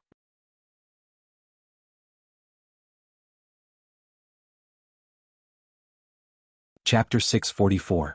The little girl looked so skinny, and her face was only the size of a palm, but her eyes were full of life. When she looked at someone, her expression was like 2 pools of limpid autumn water that wanted nothing more than to drown them. What a pair of passionate, bright eyes. Unfortunately, its owner clearly didn't know her own charm and looked at him unconsciously, which made her even more alluring. The man looked away and grunted again. "I have an iPhone and I happened to bring a charger back today." He then said something loudly in German towards the wooden house. Gunyenji heard him say "Mother Hannah," and her heart skipped a beat. She looked over. The back window of the wooden house opened, and an old woman who looked to be in her 60s smiled kindly at them. She said in German, "Reinitz, bring this cute little girl in. I think she's very hungry and her eyes are shining from hunger." Gunyenji was speechless. Was it that obvious? Reinitz chuckled. His voice was like the middle string of a cello. Just a casual pluck was enough to leave a lasting impression. Gunyenji, who was attracted to voices, felt her ears burn when she heard his voice. She thought to herself that this man was amazing. He could seduce people with just his voice. "Go in, there's only Mother Hannah's house within 10 miles. Reinitz leaned to the side and whispered gently. He walked over to open the gate and stood to the side to invite Gunyenji in with a smile. Gunyenji was instantly relieved to see the kind mistress of the house. The man also looked very cultured, so he shouldn't be a despicable person like Seth. "Thank you," Gunyenji said and followed him inside. The old woman named Hannah had already opened the back door and stood at the door with her arms outstretched. "My little girl, you've worked hard. Come to Mother Hannah." Gunyenji had been wandering the Alps for 8 or 9 days, and this was the first time she had heard such heartwarming words. She almost couldn't hold back her tears. However, she managed to hold it in and took a deep breath to hug Hannah. She said in German, "Thank you." Gunyenji didn't know much German, but she could say simple things like, "Hello, thank you, goodbye." However, her pronunciation was very accurate. It was an authentic Hanover accent that she had learned from Hijichu. Hannah was very surprised and also said a series of words in German. She spoke quickly with a Hanover accent. Gunyenji was speechless. She couldn't understand a word and looked at Reinitz for help. Reinitz stood next to her, and his eyes flashed when he saw her big, expressive eyes. He chuckled and said something to Hannah in German. Hannah immediately switched to English. "You don't speak German? But what you said just now was very accurate." It was an authentic Hanoverian accent. "I'm a Hanoverian myself, and hearing it made me feel very close." As she spoke, she pulled Gunyenji's hand into the house. Gunyenji smiled sheepishly. "I only know a few simple German phrases. I don't know anything more complicated." "That's okay, we all speak English." Hannah winked at her, very cheerful and childlike. Gunyenji smiled and saw Reinitz walk in from the corner of her eye. He walked past her and turned into the room on the other side. Hannah pulled her to sit in the kitchen and brought out freshly baked bread, mayonnaise and 2 white sausages. She placed them on the table in front of her and asked, "What's your name?" "My name is Sirius." Gunyenji was very hungry. She looked at the food and gulped but didn't dare to eat it. "Sirius? Nice name, very pretty, just like you." Hannah greeted her warmly. "Are you eating? Aren't you hungry?" Gunyenji still didn't dare to move. Her bright eyes scanned the food as she nervously tried to come up with an excuse to reject him. After all, it was food from a stranger. It was best not to eat before she knew if it was good or bad. Hannah saw that her gaze kept drifting to the white sausages and thought she was still embarrassed. She quickly picked up the knife and carefully cut the white sausages for her. She said kindly, "Here, look, this is the white sausages I made myself. I used the best black pork in Bavaria. It was raised in the wild and didn't use any animal feed. Try it?" Gunyenji gulped again. Her eyes were glued to the white sausages. They looked so delicious. She really wanted to eat them. But after the incident with the Reverend Mother at the convent, she was very careful about eating other people's food. While she was hesitating, Reinitz walked out of the room and sat on the high stool next to her. He picked up the knife and fork and ate a piece of white sausage, then a piece of bread and a sip of milk before saying to Mother Hannah, "Mother Hannah, go check the bathroom. I think she wants to take a shower." Gunyenji blushed immediately and mumbled, not knowing what to say. Reinitz seemed to understand what she was thinking. She only dared to pick up the knife and fork to eat when she saw other people eat it. Now that he said that, she was too embarrassed to eat again. Hannah quickly said with a smile, "Sirius, Reinitz doesn't know how to talk. Ignore him. You've been out for a few days. I'll go prepare some clothes for you. I hope you'll like them." She stood up and went to the room Reinitz had come out from. Only Reinitz and Gunyenji were left in the kitchen. Gunyenji finally noticed that Reinitz had changed his clothes. The thin plaid flannel shirt and jeans were gone. Instead, he wore a slim white shirt, khaki slacks and a pair of tennis shoes. He stretched his long legs and lazily sat next to her. He pointed at the white sausage on the plate and said gently, "Eat it. It's delicious. I tasted it just now and it's not bad." Gunyenji looked at Reinitz's eyes that were as blue as a lake and faintly felt that he seemed to understand her concerns, so he ate quietly to let her know that the food was fine. Gunyenji was a bit embarrassed by his understanding. She felt like she was a frightened bird engaging the heart of a gentleman with her own yardstick. Even in a terrible case like Li Haiqing's, there were prosecutors who insisted on justice, and there were police officers who silently hid direct evidence from their corrupt superiors. How could she treat everyone she met as harboring evil intentions? If she didn't eat it now, she would really be overreacting. Gunyenji picked up the knife and fork in front of her and slowly forked a piece of white sausage into her mouth to chew. Perhaps it was because she hadn't eaten proper food in 8 or 9 days, but the white sausage tasted so good in her mouth that it made her cry. And she really did cry. "Why are you crying? Does it not taste to your liking?" Reinitz said gently as he picked up a tissue from the dining table to wipe her tears. His movements were very gentle, but although he tried his best to restrain himself, it still left a few red marks on Gunyenji's delicate skin. He froze and didn't know what to do with the tissue. He said quietly, "Your face is too soft." It was originally a statement, but when it came out, it had a hint of ambiguity. Gunyenji wiped her face and smiled. She didn't reply and took big bites of the white sausage. After swallowing, she said, "It really is delicious. It's even better than the white sausage from 4-star Michelin restaurants that I've eaten before.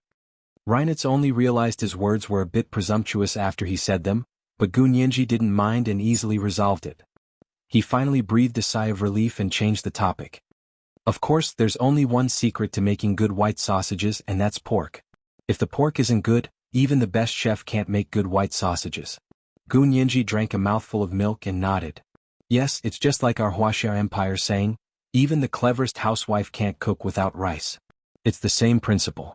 Even the cleverest housewife can't cook without rice? Well said. Reinitz chuckled quietly. His blue eyes sparkled like stars and he was extremely charming. Gu Nianji looked away and picked up a piece of bread. She looked down and smeared mayonnaise on it before taking small bites. Reinitz sat next to her and watched her eat. Seeing that she finished the 2 white sausages in no time, he got up to fish out another white sausage from the steamer. He cut it up and placed it in front of Gu Nianji. Thank you. Gu Nianji's head was almost down to her chest. She was very embarrassed.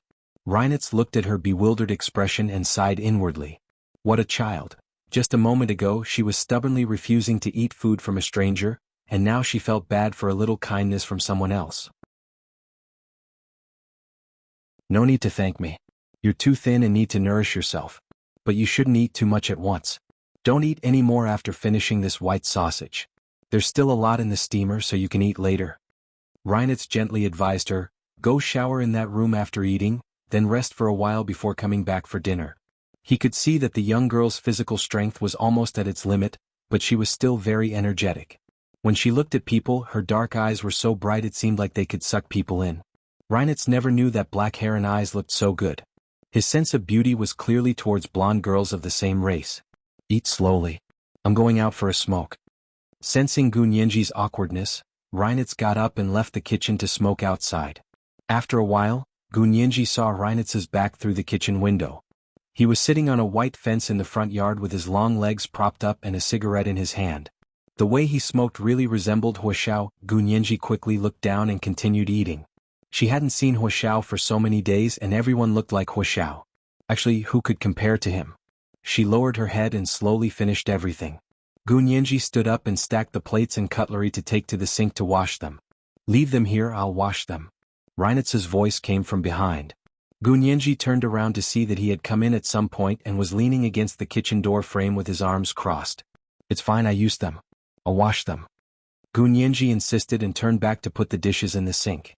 Just as she was about to turn on the faucet, a large hand came from behind to turn on the faucet, and it happened to cover her hand. Gu Nianji quickly retracted her hand and rubbed it against her back as if she had accidentally touched something dirty and needed to clean it. Reinitz smiled and turned on the faucet. Go shower. I'll wash the things here. Gu Nianji also knew that her messy hair and dirty face were probably an eyesore. She didn't insist and took a step back before saying quietly, thank you. Then she turned to leave and went to the room Reinitz pointed out to her. She was tenacious at such a young age and didn't drag her feet.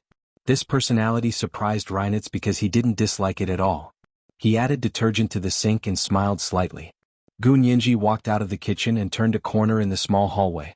The door to the room was open, and the plump Hannah was bending over to make the bed.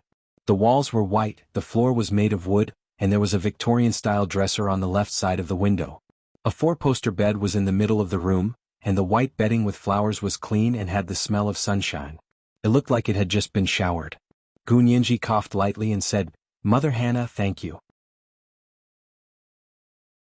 Hannah turned around and looked at her with a bright smile. You're welcome. Are you done eating? Go shower. As she spoke, she put a pile of clean clothes on the bed. This dress is what I wore when I was young and the underwear is from before. It's brand new and I haven't worn it yet. The underwear was still in the bag and it was also a tank top and panties style. Gu Nianji nodded. Thank you, I'm going to shower. She walked over to hug Hannah and kiss her on the cheek. When German juniors showed affection to their elders, they would kiss them on the cheek. As expected, Hannah was overjoyed and hugged Gu Nianji and kissed her on the cheek as well. She said happily, You're so cute. I've been telling Reinitz to get married and have children so I can have a beautiful granddaughter to take care of. But he wouldn't listen. Otherwise, my little granddaughter would be as old as you already. Gu Nianji's eyes widened in shock. No way. How old is Reinitz? How could he have a daughter my age? Hannah froze.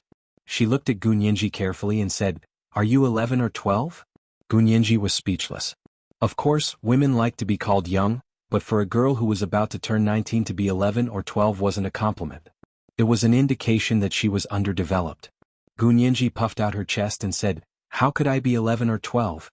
Mother Hannah's eyes aren't working." A man's light laughter came from the door. Gunyenji froze. Reinitz actually followed her and stood at the door. Hannah glared at Reinitz and said, "What are you laughing at? Did I say something wrong? Hurry up and get married and have children. You're almost 30. 28. I'll be 29 next month and I'm still not 30 yet." Reinitz's voice came from behind. "Mother Hannah, Sirius should be 15. She's right, how could I have a daughter that old?" Gunyenji blushed again. This mother and son pair were really good at arguing. She mustered up her courage and whispered, "I'm already 18. I'll be 19 next month." Hannah and Reinitz looked at each other, speechless. Hannah patted Gunyenji's shoulder awkwardly. "Hurry up and shower. I'll go see what we're making for dinner. Sirius, what do you want to eat tonight?" "Anything is fine. Thank you, Mother Hannah." Gunyenji quickly thanked her and watched Hannah stumble to the door. Reinitz stepped aside at the door. Hannah glared at him again and walked past him to the kitchen. Gunyenji walked over to close the door, but Reinitz leaned against it and looked down at her. Gunyenji held the door and didn't know if she should let Reinitz leave so she could close it. After a while, Reinitz said nonchalantly, "Looks like you Wuxia girls are really young.